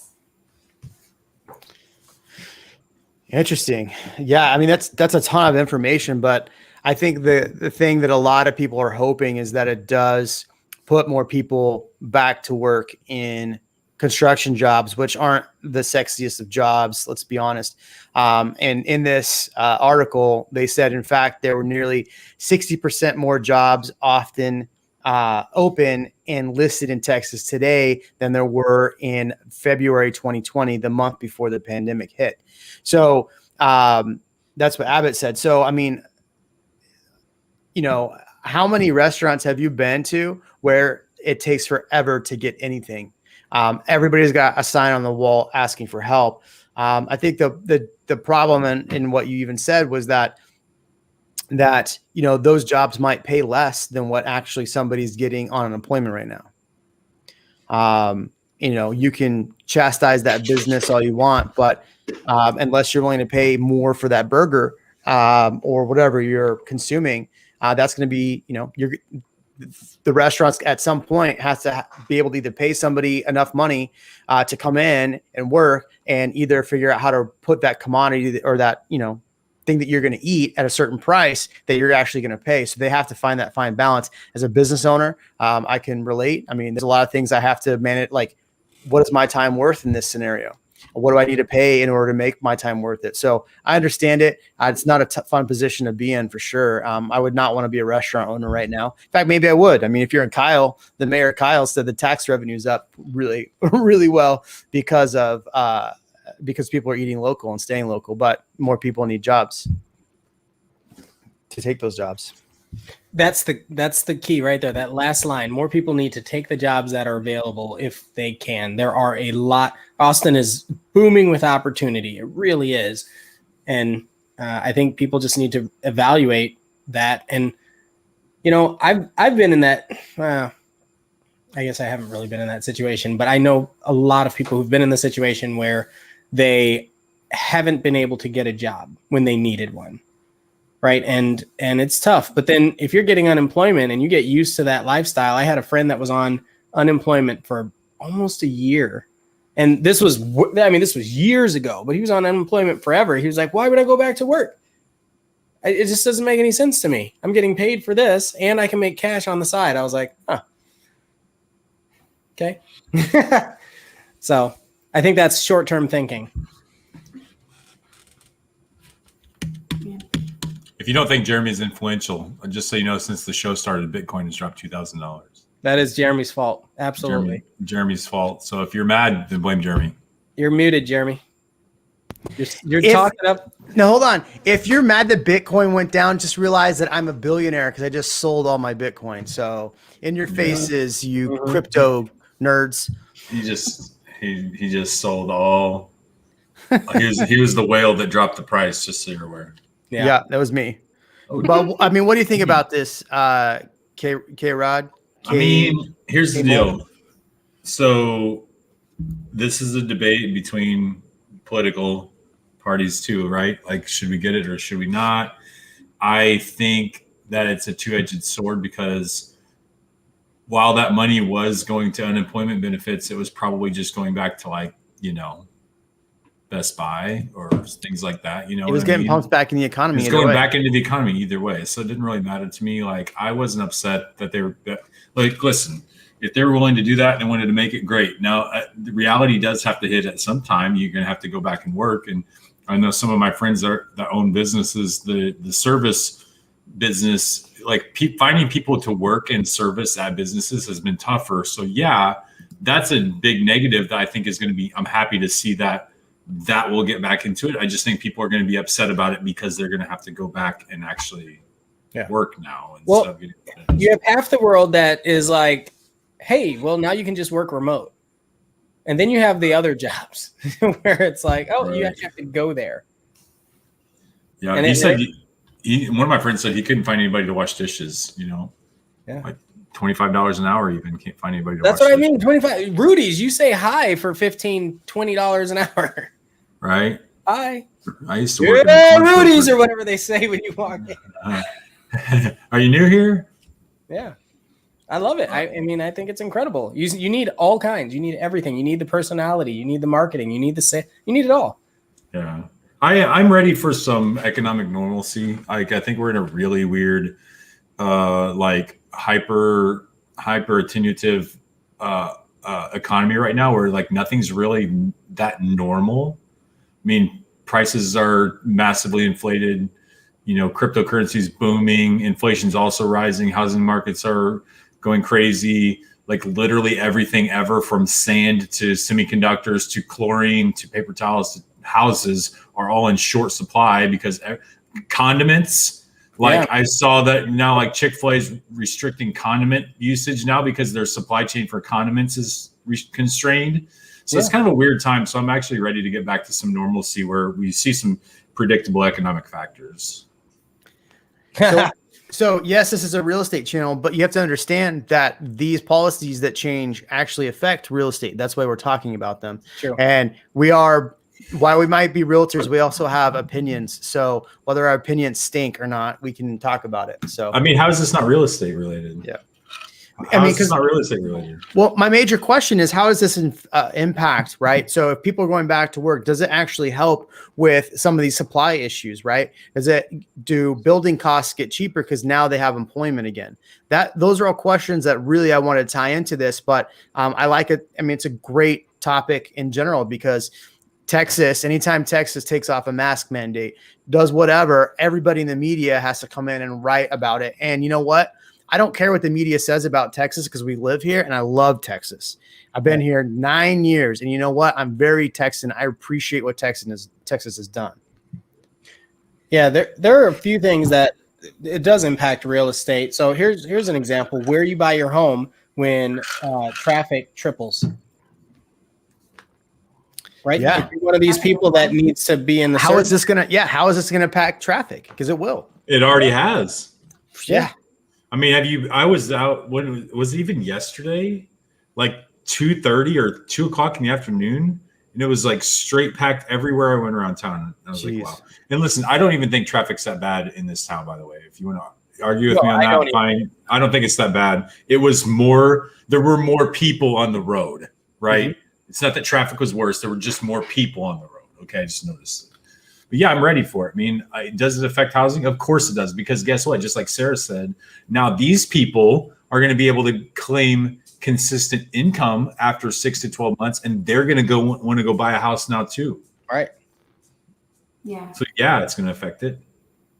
So, and I think we've all talked about this before. Like that's why they have to build these little entertainment centers, right? Like the Domain and all that. He did say that there is a shortage. Condom shortage.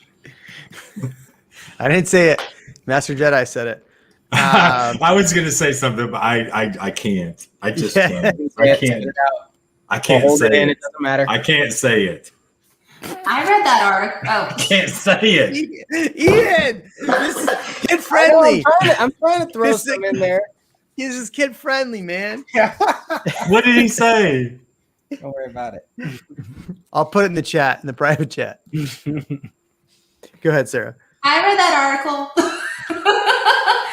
Dinosaur D. There's actually, it was really interesting. Like globally, this housing problem is happening everywhere. And it was really interesting because they were interviewing realtors in other countries that are having the exact same issues that we're having with housing shortage, supply issues, not enough homes, and offering over asking. And it's a global issue. It's not just here in Austin or here in the US, it's everywhere. And it was really interesting to see all the similarities, even though those industries are a little different, and lending is especially different in other countries. But yeah, I got you. Have y'all read the article? Yeah, I read CNN. I mean, I read everything. I do too. I mean, why not? I mean, just because it says CNN doesn't mean they're going to, I mean, here's the thing. Everybody wants to, oh, Fox News, oh, CNN. You have to understand that 50% of every article is going to have some BS in it. You just have to look your way through it, no matter who writes it. So if it's a good article, it's a good article. If it makes good points, it makes good points. Like, get this, I only read extreme media now. I want to see how like the Onion. Not extreme, but like I only read like Reddit, opinions, like whatever the crazy opinions are, because I want to know how everybody's spinning the information. Like I know what I feel about the stuff that's going on. These are facts and data. I want to hear what these places have to say. Yeah. So going back to this, sorry. As far as global housing shortage, inflation, I read somewhere, and I could be wrong with the numbers here, but in the last 5 months, it was somewhere to the fact like 500 billion worth was pumped into the stock market, and it took a decade in order for that to happen. Before that same amount, whatever that amount was, it was like 5 billion or 500 billion, whatever it was. But that's also partly why we're seeing such high, potentially such high inflation. What'd you say, 4.25%? What was something like that, Sarah? Yeah, it was 4.2% for year-over-year inflation. And so, I mean, if we look at last month, it was 2.6. So that was a huge climb. And that was one of the reasons why when that got announced last week, rates just went completely the other way. But it's are rates ticking up? FOMO, affordability, ticking time bomb. Are rates going up? Master Jedi. Yes, rates are going up. Damn it, Sarah! I have an investment property closing next year. Come on. They leveled out this week though. Buy crypto. Kevin, you're fake news. Sorry. All right. Ian in the private chat. You won't hear me. I can't say it. It's a private chat. All right. So let's move on. I do still want to talk about new builds. I think we covered the Abbott stuff pretty well. And what are your thoughts too? I mean, put them in the chats. We'll bring it back up. But what are your thoughts? Is removing these unemployment benefits helpful? Does it hurt? What does that do? I'm going to hear you in the comments. But let's move on. My homie in Austin, Kevin with the mullet, wanted to talk about the economy. Kevin, you have the floor. We've talked about quite a bit of it so far, and I want to just make sure that people are kind of well aware, because if you're only watching CNN and Fox News for your information, then you're going to feel probably however these people feel about this. Inflation is kind of the buzzword right now. Yes, I don't disagree with that. I'm not trying to act like there aren't economic factors at play, but the reason that you're seeing inflation so much right now is because of the restricted supply on almost everything. Like literally everything has been supply restricted because the supply chain over the last 12 months has been shut down because of the C word. So with inflation, as quickly as it rises, it can fall pretty rapidly too. So just because you see a tick up in inflation like that doesn't mean like forever and ever that it's going to be this. It's just like inflation is just the relative goods of the prices that we're paying. So what happens if overnight the supply chain does catch up with all these things and prices start to settle down pretty quick? Well, what you're going to see is as demand decreases, you're going to see prices leveling out. So in the short term, I think you'll see, that's what I'm saying. I'm ready for some normalcy and predictability for what our economy is doing. But relative to whatever the economy is doing, the housing market, and specifically Austin's housing market, because of those economic factors, do not pay attention to those national chains on whether or not you're going to be making decisions on buying in this market right now. The reality is, if you don't buy earlier and you're thinking about buying in Austin, you're going to pay more if you wait later. You're going to pay more. You're going to pay a higher price for the home that you're buying. And also probably you're going to pay a higher interest rate as well. So if you're thinking about buying, I'm telling you, the sooner that you can get into this, and I'm not just saying this because I'm a realtor. I feel the same pressure of myself to start looking at more opportunities from my side. I want to find more opportunities that I can get involved in as well, because this is a limited time opportunity that's not going to be around like this forever. I think a good point too to that is what you were saying, like, what does inflation mean, and what are those numbers? Where do they come from? Like, what are we comparing to? And when you look at like that increase, right? Like the 4.2 that we were talking about, it's year over year. And you think about it, okay, where were we last year at this time? Everything was shut down. So of course that number is going to be huge, and a big increase, because last year at this time, things were shutting down and there was no economy, there was no business, nothing was happening. So you're going to go from numbers, especially if you look at the last 12 months, of like negative numbers and like 0.01 to now having, 1%, 2%, 3%. So what you're going to see as we go further along in this year, when we're comparing those year over year numbers, and when we had started opening back up and business had started happening more, and we saw more money passing hands, then that number is going to start leveling out. And that's why we're thinking that we're going to have a stark increase in rates right now because of that scary year-over-year inflation number. But then hopefully the thought is that once we get more into the fall and winter time, when those numbers start leveling out, then rates will start leveling out. Not go back to historic lows, but at least start leveling out from the higher numbers that we're starting to see now and over the summer. We are getting to a point where supply chains are starting to catch up with things as well, just so you're aware. I mean, the same thing's going to happen with build prices, right? Lumber is not going to be elevated in price forever and ever and ever. Will it take a little while? Sure. I mean, it's going to take a little time, but we're not talking about decades. We're talking about, 1 or 2 years. Yeah, 1 or 2 years. And that's why I've been saying in a lot of my videos that, like, everybody's like, oh, the market's going to crash. When the bubble crashes, the pop or whatever. I mean, things are going to catch up. Like, if anything starts to happen, it's going to be honestly probably by or after the next election. And then that president's going to get blamed for it, whether it's this one or the next one, doesn't matter. But that's like, what do we have to tell us that it's going to happen this year or next year? I mean, we're already in a perfect storm. We need another perfect storm in order for that bubble to really pop.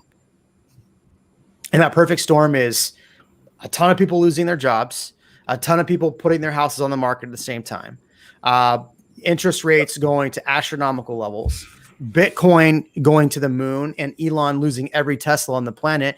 And we lose electricity, and Ian can't pick me up at my house to drive to San Antonio in a Tesla. I mean, that's crazy. My little camper has solar on it, so I might be able to make that work. Well, the sun's going to go away, Ian. So there you go. Constant cloud.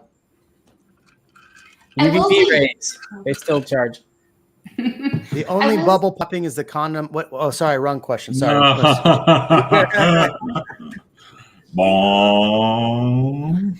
Yeah. That was a funny one. Sorry, Sarah. All I was going to say is that I tell people this all the time too, if we're talking about Austin specifically, is that if you look historically at Austin, even through 2008, that we always had a strong housing market, and it was not artificially inflated. And even through that time, we didn't see a huge hit that a lot of other places in the country did, because we do have a strong base here and we do have a strong economy here. So people that are scared about losing equity and about making a bad decision by purchasing in Austin, even with these high numbers, I think it's still a good investment because Austin has always been very strong. And, there's jobs here. More jobs are coming, more companies are coming. I think it's still a strong investment. We're not going to see, a lot of people underwater on their houses. I don't think that's because we just historically haven't seen that here. I'm reading through the comments. Yeah, me too. Some of these comments are great. All right. Let me just take a quick pause and say thank you for everyone that's consistently here dropping comments. For those that pop in every now and then and drop comments, thank you. Flashback Nancy got booted from YouTube, but she still watches. She just can't comment. So Flashback Nancy, what's up? Good to see you. She'll email me later and say thank you for that. So I just got to say, some of you make this so much fun. So I really do appreciate that. Mally, love you to death. If interest drops, you can always refinance. I mean, yeah. That's what a lot of people did last year. And that's why I think here's the perfect storm, right? So a year ago, interest rates went stupid low in the middle of the pandemic. So what did people do? They refinanced. I refinanced 3 properties. Yeah. Sarah did my refinances. So, so now you own something, your payment's super low on it. Why would you sell right now? You're better off renting it and then buying something else. So even my properties, I would rather rent out than go buy another home. And then I put a pool in. So that really sucks. Don't put a pool in. Sorry. They're super expensive. Go ahead. Did you want to go back to that comment from earlier about buying a new build home as a primary, but it's really an investment? Yes, that's a good one. Is everyone done with the economy? Raise your hand. Kevin's not done with the economy. Nobody's done with the economy. All right, Kevin.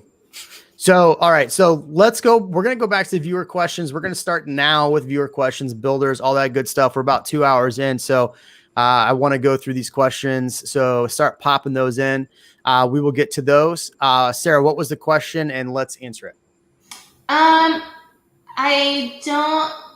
So basically, from what I remember the question being, and please put it back in there if you're still watching, is that his friend was under contract for a new construction community and he's buying it as a primary, but it's actually an investment property. Mm-hmm. And is that a problem? And the answer is yes. That's a big problem. The problem is that from a lending point of view is that's fraud. So you can't, and I don't know how that person structured that loan, but if they're getting a primary residence loan, but the intention is for that to be an investment property, and they're not getting an investment property loan because the builder won't allow them to go under contract because they don't allow investors in that community, that is fraud, and you can't do that. And if you do that, you risk going to jail and paying a fine and all that fun stuff. So Real Housewives couple went to jail for mortgage fraud. Wait, what? the Real Housewives couple on New Jersey. That's right. Yeah. So I don't know the particulars on that situation. I don't know if the lender is involved in it or not. They shouldn't be. Or maybe I'm wrong and that community is allowing investors to buy in, but I would just be very scared about that because that's very risky, and that is the definition of fraud. And so the other side of that is if the builder finds out and they are not allowing investors, they can pull that contract and take your earnest money as well. So I think what he had said in that comment later down in the comments was that they had purchased it and then went back and refied it. Still, potentially that's, you did commit mortgage fraud if that was the case, like Sarah said. But some of these builders that they find out when you're going to when you're under contract, you say, no, this is not a investment property, but then you get an investment loan. They can pull that contract, take your earnest money because you violated the contract, and then boom, you're out $50,000, whatever it was that you paid. So yeah, that's the problem. That is the problem. Number one, did you commit mortgage fraud? If you did go through with that and say, this is my home, and then refi it into something else, the government finds out. I mean, you've been since committed mortgage fraud if they can prove that. Mm-hmm. Right, Kevin?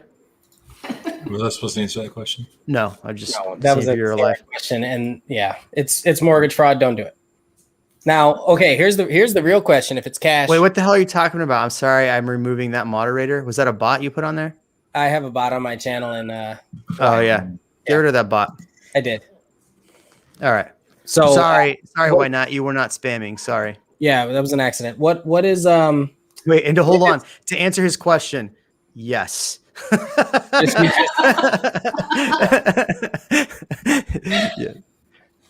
So Go what ahead. if it's cash and you don't have a mortgage?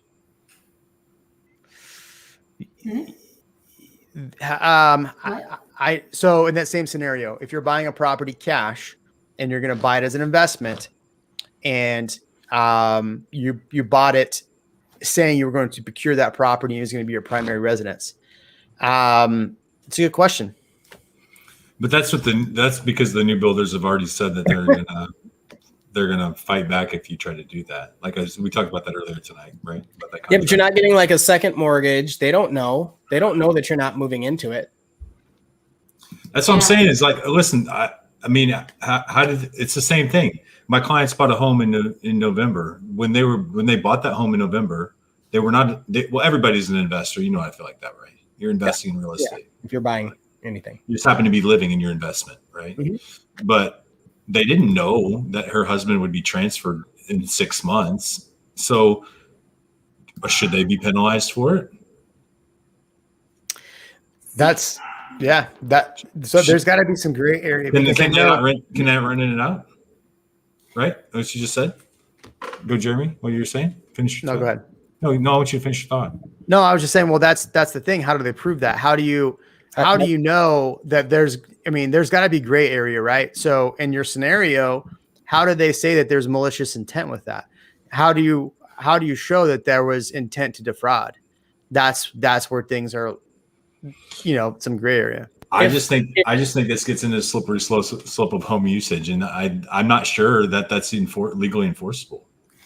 I know from a the lending HOA perspective. is the one entity that could, which has been in the comments. That is an entity that could try to enforce it. So if they're like peeking in the windows and you never moved into the house, then Who's that? if you were to purchase a house with cash, The builder, you mean? Yeah, from the builder. Yeah. Do you think the builder really gives a rip after that? You think they actually do an audit? I don't know. I think it would depend on how small the neighborhood is. I think it would depend on what the HOA is like in that neighborhood. We are not lawyers. We are not lawyers. No, we're not. We can't. I don't know. I don't know. These are good questions. I don't know the answers to any of these questions. I know. That's why I think that's why we're talking about it, no right? precedent. We are realtors, not lawyers. If you want legal counsel, go seek out a lawyer or an attorney. I will say though that as far as you talking about gray area, like with your client Kevin, that had the relocation because of the job. I will say that on the lending side of that, I know this isn't like with the builder and the contract, but we have guidelines about that where it makes it okay, like to get another loan within a 12-month period. If we show that it's due to job or relocation or like an emergency, like someone died and they have to go move back home or something like that, there are guidelines in place to account for that. So it doesn't count against that person if they had to convert to a rental and get a new loan. Even FHA, even government loans that typically only allow you to have one loan at a time does offer some options to get a second one without having to sell first. Yeah. Okay. Is the answer to this question 2 years or is it 1 year? Oh, okay. So this is like a little bit tricky because there's not an exactly something that says you have to live in the home for a specific period of time before you can rent it out. When you sign your documents, it does say that you plan on living there as your primary residence for at least 12 months. That is in your closing documents. Now, if like what we were just saying, if there's a life event that happens, if you have to relocate due to a job, family, emergency, whatever, extenuating circumstance, then you can, rent it out sooner. I don't know anyone that's actually paying attention to those things. Not to say that no one isn't, but it's not. If technically the paperwork says 12 months, but there's extenuating circumstances, you can do it sooner than that.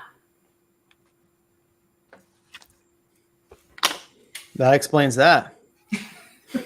We need to get Master Jedi and Dinosaur D on the episode together. Yeah. Any cops watching? Are the FUDs watching? Buds. Yeah. What I was also going to say is a lot of people, this happened last year a lot with refinances. When you refinance something as when you refinance something as a primary residence, because a lot of people, what they're doing last year was refinancing a home as their primary and then turning around immediately to buy a new primary residence and convert that to an investment property. That is also actually fraud. So, and you would think that was just a smart decision, right? Like as a regular person. But when you sign your paperwork, when you refinance a primary, it says that you plan on living in that home as your primary for the next 12 months. So that's also something that a lot of people didn't realize is a rule or guideline as well. I could just see these two in a jail cell watching together. God, it's such a good show. Hey, can you pass me the toothbrush? Oh man. Okay. Fraud. We are not advocating that you fraud anyone on this channel. Definitely 100% do not commit fraud in any capacity.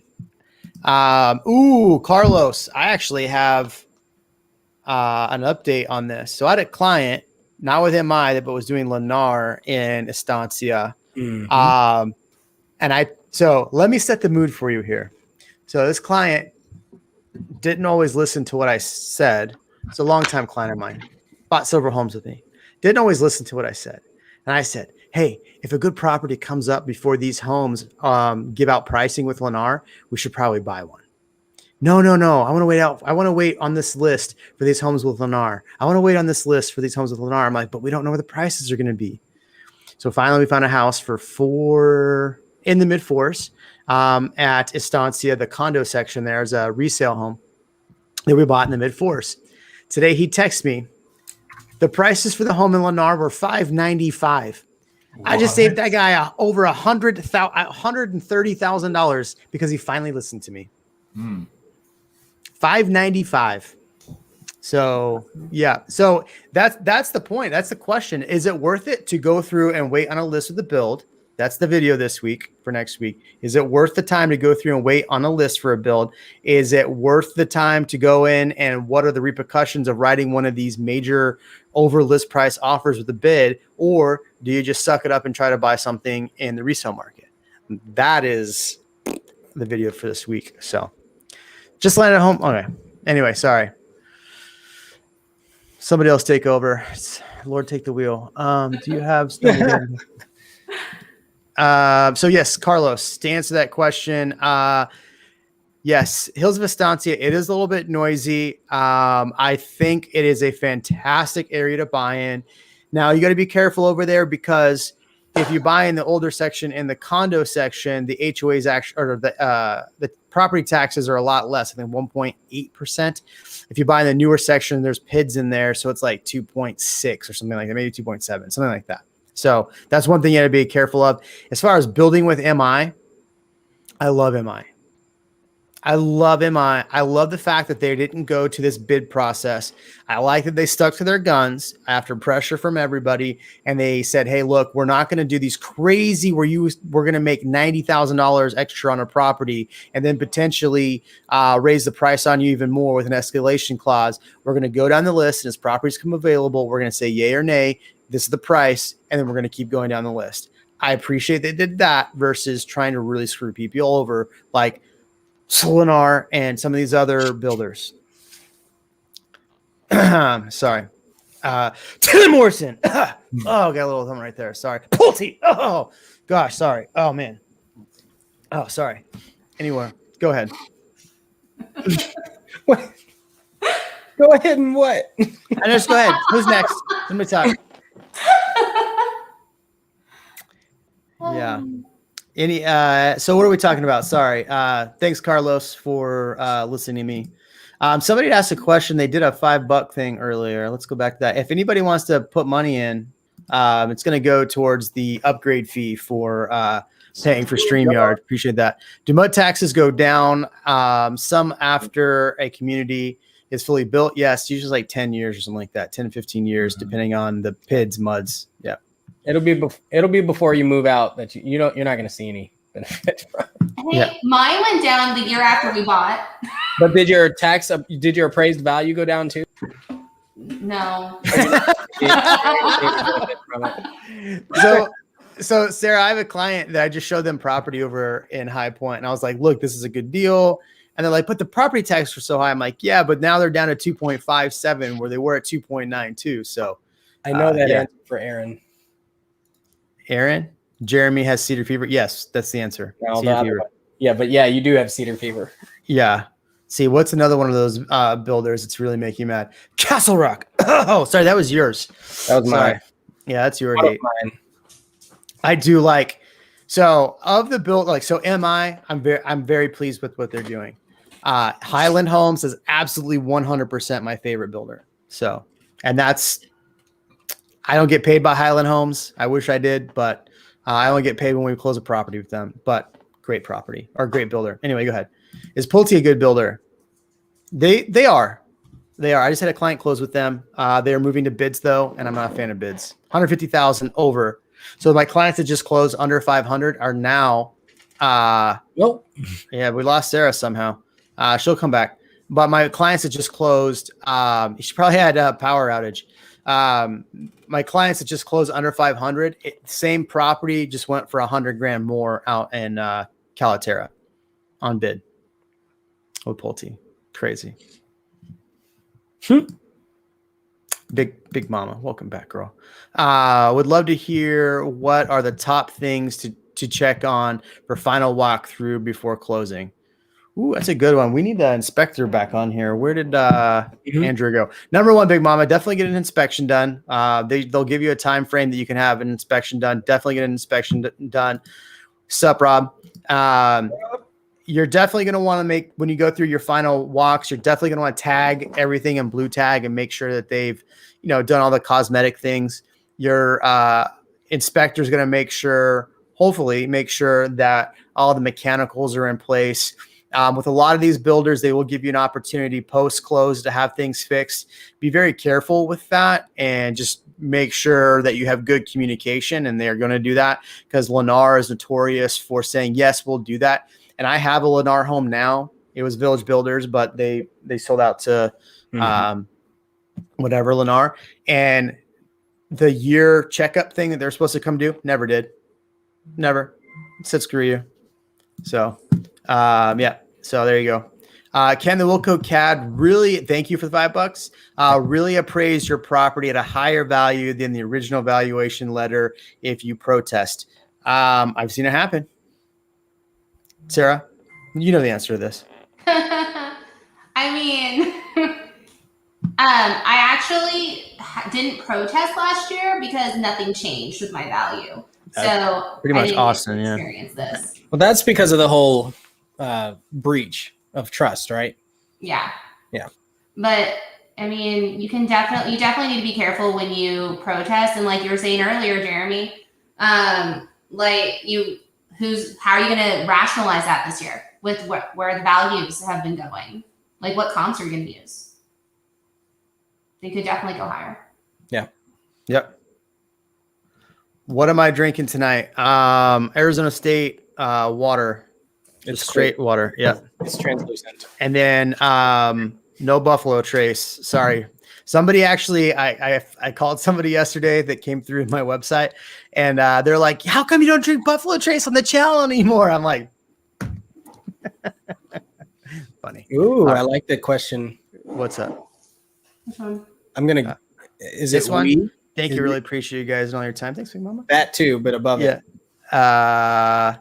Red Bull and vodka. That one? I said above it. Oh, sorry. Northline versus Velocity. What's the next domain? Good one. Yeah. Go ahead, Ian. I know you want to answer that. I think North is better. No. I think they're both incredible. And there are more than just those two, but they are both incredible. And you just have to think about what your travel patterns are going to be. And what most people's travel patterns are going to be. He said snore. Maybe it's a snore. No, snore to the bourbon thing. Oh yeah, well, that too. So for those that don't know, Northline is one of those those live work play things in Leander area, and it's the same thing with Velocity, and Velocity is over by it's south. So you just have to decide if you're going to spend more time north or south. I love that. What was that? What was that noise? I was just giving Master Jedi some love. Hi, Master Jedi. There you go. All right. Continue. I apologize. Hugh. Okay. Sorry. Yeah, I just think that's it. I think Northline, there are more of those types of projects going north than there are going south, but that's today. I think as they're building the connection from San Antonio, San Marcos to Austin, they're going to start.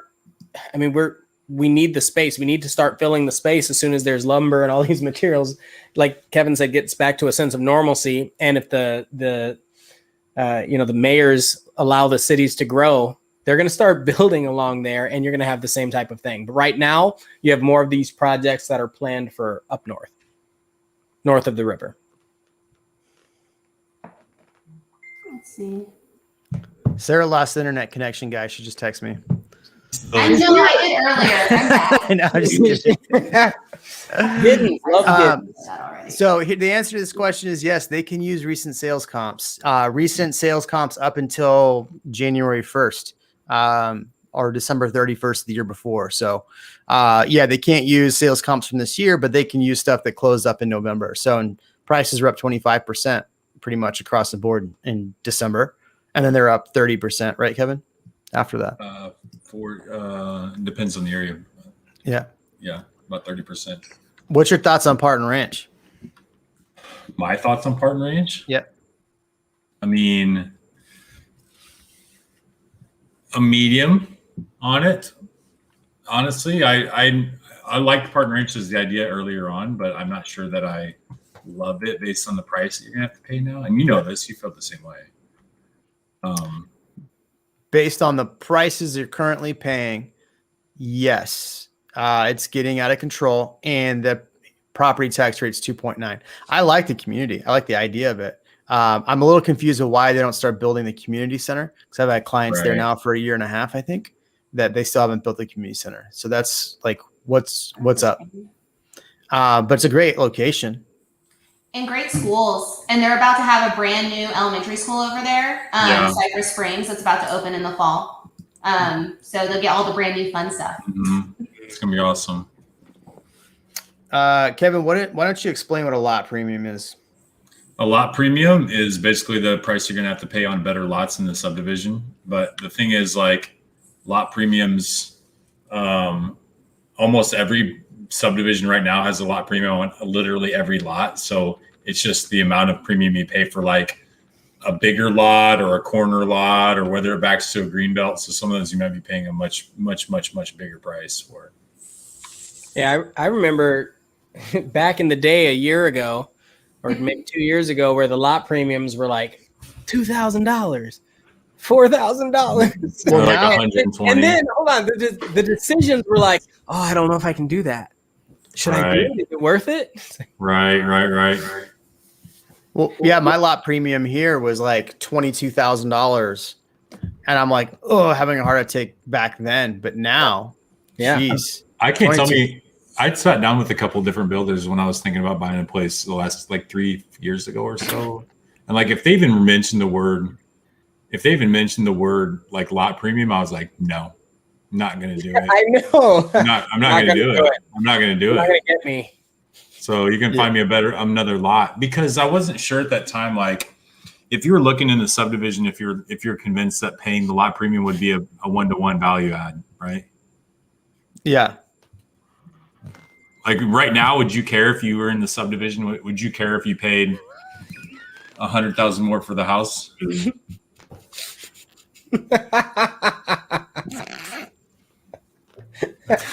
What was that, Kevin? I don't know. I'm losing it. Like if you had to pay $100,000 premium right now, do you think that you could get that $100,000 back in terms of the sales price later on? Well, define later on. Like Like, if there were two 4,000 square foot homes in your favorite subdivision 2 years from now, and one of those homes they had to pay $100,000 lot premium on, do you think that the one with the lot premium would get $100,000 more in the future on that same sales price? Ooh, that's a good question. Is it a triple the size yard on a corner lot? But does that matter anymore? That's my question: does it matter anymore? Because is the consumer now when you have the choice between a corner lot or not corner lot, I think it's one conversation, right? Right. But if you sell it later, so if you sell it in 5 years, the market might be where people are choosing again. Yeah, maybe. Right. Today we can't even imagine that, but in 5 years that might be the case. I would also bring up the fact, because they do also charge lot premiums on detached condos, but you don't actually own that specific land. I mean, it's, percentage of ownership. So I think it'd be interesting to talk about what resale value you would see as it differs between detached condos and a single family home. Because a lot of people don't know the difference. Well, how do y'all feel about, do you think that single family home, you're going to see a greater increase, like with what Kevin said, in getting that money back more quickly than in a detached condo, or you run a bigger risk of not maybe getting that complete value back with a detached condo versus a single family home? Or does that matter? There's so many variables in there. Oftentimes detached condos, they might have a higher HOA, no sidewalks, right? That's going to be a thing half the time. Garages are going to be a consideration. There are a lot of the taxes are often going to be different because it's going to be a community just for the detached condos. So all those variables. I just think we should stop thinking like the builders are actually concerned about what the consumers want. Like all the builders are thinking was how can we make a little bit more money off this process? Not a little bit. Like Jeremy said, they're trying to make as much money. They're a business. They're trying to make as much money as they can right now, because the future is uncertain. And right now they can't necessarily keep up with the demand, and they don't know what those prices are going to do. Well, that's the thing though. In the future, are they going to actually bring down prices or are they just going to start going off volume? So think about that. So the prices get to a certain point, right? Where, whatever they're going to, depending on what they're doing, bids, or they're doing, off lists and saying this is the set price, but they're trying to make that extra money now. And so what do you think is going to happen in the future when prices go down? Right now, they're holding inventory as low as possible and releasing 1 or 2 homes, 3 homes, where 6 months, 8 months ago, they were doing 9, 10, well, probably further back than that, 9, 10, 11 homes. Do you think, what are they going to do? They're going to keep prices the same and just blow out the number they sell and keep those prices relatively same? Well, actually, that's why I saw one of the reports. That's why I don't believe any of this media stuff. Is one of the reports I saw today said that housing data was slipping for the last month because the metric that they use is how many homes are being released, right, or built. Yep. But what they don't say is they're purposely not releasing that. It's not like that. It's not like the economy is forcing their hand on that. Well, it is just in the opposite direction, right? They're just controlling the inventory so they can artificially keep prices inflated. Yeah. Almost everybody's figuring this out right now. Yeah. Do you don't think Nike can make more reserved versions of shoes? No, they keep the reserves they keep the supply of very constrained items artificially low, so it keeps the prices high. It keeps demand high all the time. These guys are smarter. You don't think that they figured out marketing now? They figured it out, guys. They know consumer behavior better than anyone. They just use the Krispy Kreme model. Does everybody remember that? What's that? Krispy Kreme used to be incredible. They had their own stores and they were all over the place. You're like, ooh, Krispy Kreme. And then they went into Walmart and some of the grocery stores, and then everybody could have it and it was no longer special. It's still tasty though. It's still I know, but all the stores closed down. They pretty much bankrupt themselves doing that. And it's kind of the same thing with the builders. The builders right now can control because they know that there is this huge queue of buyers. So they say, if I want to get this much for the house, all right, I'll release 3 houses. I'll be all right. Yeah. Because I don't know how it works with their depreciation over time, but if they buy a lot of product, can they depreciate that? I mean, they might be able to depreciate that if they're holding on to it. And I don't know. So I don't know. I actually don't know the ins and outs of how they manage that part of the business. Yeah. But The answer to this question is exact. But the answer to this question is exactly. So builders are hiding behind lumber shortages and inflate prices. Yes. Of course they are. 100%. Wouldn't you? it's an easy thing to say because it's all over, like you said, Kevin, it's all over the media, right? If you have something, like you got to put yourself in the eyes of a seller. If you have something that you know other people want, like, are you eager to get rid of that thing? Or are you like, I'm not sure if I even want to sell this thing right now? Kevin, I'm gonna tell you something. Kevin sold me a graphics card for a lot of money.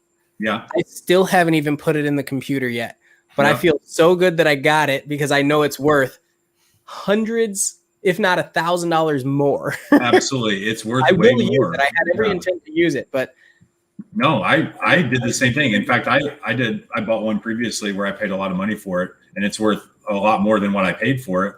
But then, it's like, it reminds me of the episode of The Office, which everything reminds me of an episode of The Office, where Dwight's interviewing his successors, right? And he's trying to get that one guy, Rolf, to sell. He's like, here, Rolf, sell me this piece of paper. And he's like, well, if it's so good, why would I want to sell it to you? Maybe I want to keep it for myself, right? That's the same attitude that the builders have. We're like, well, wait a second. If you guys really want these houses so much, why would I want to sell it to you right now? Like, should I be keeping these houses? Should we? And this is what they're doing. They're like, should we keep them? Sure. Let's buy them from ourselves. And then our investors can have them, right? That's what they're doing. Yeah. So real quick, Steven, thank you so much. We appreciate that you think of our show as the, what was the Medieval Knights one with the dragons and everything? Game of Thrones? Game of Thrones. I'm glad you think of us as Game of Thrones or season 1 Entourage. through 7. Yeah. or Entourage. And then would someone please spike Kevin's celery juice? Yes, it's already spiked. It's not even celery juice. It's just a bottle. But what you're saying reminds me of this video that's gone around TikTok. It's like, this is an apple. Like, I have clients right now that are like, hey, we want all of this. Can you play it? Information. You're not going to hear the volume on it. No. It's, unless I had downloaded it, probably would, but I don't think it'll do it on here. Well, it'll probably go off my mic. So hold on, let me try it. Turn it up. You got to turn the volume up on the right. Yeah. We're on sale right now, actually. Well, I'm in the market, so tell me about your apple. Why should I buy it? Nice try. Okay, people, here's how this is going to work. I have an apple here. The highest bidder's going home with this. I want all bids in the next 2 minutes, then we're closing it. Bidding starts at $5. Feeling pretty confident there, huh? I mean, don't you $10. He said starting at $5. 15. Is this a new apple? Yeah, just listed. I'm pre-qualified. I'll pay cash. I got cash. 20, 30, 40. Okay, just make it 45. Is it even worth that? 50. I don't know. Please, this is the 8th apple I've tried to buy. Could I at least see it up close? Nope, it's an apple. You know what it is. You either want it or you don't. I'll take it for 100. What? I'm from California. It's the cheapest apple I've ever seen. 120. Why did I do that? I don't. Oh man! So that's good. Let me. Who's reverbing? Sarah. There you go. It's usually Sarah reverbing. Well, you turned your volume up a lot for that, I think. So I did. Well, I turned it up on the computer. But here's what's funny about that. Clients are like, "Hey, can we get the utility bills for this house today?" And I'm like, "Yeah, I'll get it." And like the seller's agent was basically his response, like, it's an apple. You can see it. You know what it is. And I feel like it's terrible that we're in the position where it's like, even just to ask a basic question about a property, whether it's a builder, whether it's, somebody buying a home, their first home on resale, it's like, yep. You can't ask the questions anymore, right? Can I, you get the seller's disclosure, maybe, but I mean, does it have a survey? No. Do you want to see the utilities first? That doesn't matter. You're not going to be able to get them. Like, I feel like that's where we're at. And that's where the builders are at too, right? It's an apple. You see it, bid as much as you want. Not just the builders, but the sellers, right? Yeah. Same thing. Yeah. Yeah. I love that. My favorite question after we're under contract during the option period. Do you think they can give me utility bills? Yeah, I'm sure I can. Is that going to make the difference between you buying this house or not? Because this is a little late for that question. Yeah. Yeah. And it's also at the same time, it sucks that we're in that position. Like I was saying earlier, I had the client where Coventry said, hey, we might have to put in lower quality products than we initially told you because of, shortages. It's like, what do? Do you say no? Do you back out of that house? You're going to pay $150,000 more than when you went under contract 3 months ago. It's the same conversation with I don't like having this conversation either is, hey, guess what? If you want to get this contract, this is what you're going to have to do. You're going to have to waive your rights to the, the appraisal. You're going to have to cover the shortage. You're going to have to pay for the title policy. There's no negotiation in that kind of stuff anymore. And I understand this is this sucky thing to hear, but if you want this house, you either do it and you have a chance to get the house, or you don't do it because of principle and you're not going to get the house. So if this is the market you want to play in, you have to do these things. Yep. Somebody asked if we lost a stream. I don't think we did. No, it's live. Yeah, the viewer count dropped off pretty precipitously though. So, Sarah, any closing statements or I muted you. You're muted. Any closing statements or arguments? If you want to buy. Now, don't wait. Besides that, I think we covered a lot of really good stuff tonight. So if you have questions, reach out to us. Oh man, the stream keeps dropping. That's a bummer. That is a bummer. It's on my channel. Dang. I don't know why it's not on yours right now. Yeah. What about you, Ian? Last words of advice? And I would say that as you hear this sentiment echoed a lot, there is no real reason to wait unless you can't afford it, because it's not going to be more affordable in the future. All right. Ian? Sorry, Kevin. I would say, based on kind of everything, be careful of the information that you're taking to heart on how you make your lifelong decisions. So this is a decision you're only going to make a handful of times in your life. You're not wrong if you buy now, and you're not wrong if you don't buy now. You're not wrong if you sell now. You're not wrong if you don't sell now. Nobody's going to judge you. The difference might be a slight financial difference in your long-term life choices, but that's pretty much it. So, do we take this seriously? Yes, we do. But this is not life or death, right? These are financial decisions that might make a little bit of an impact, maybe even a big impact, but not hopefully not life ruining decisions. So please remember that. Awesome. Well, it looks like we keep getting cut out. It probably was right after I put up that TikTok thing. TikTok probably cut us out on the YouTube. So they're monitoring us now. The overlords. Actually, YouTube cuts you out because they're trying to get their shorts platform moving. Yeah, they are. I've been on there. It's not good. Yeah. Good. Awesome. All right. Thank you all. We appreciate you. We'll catch you on the next one.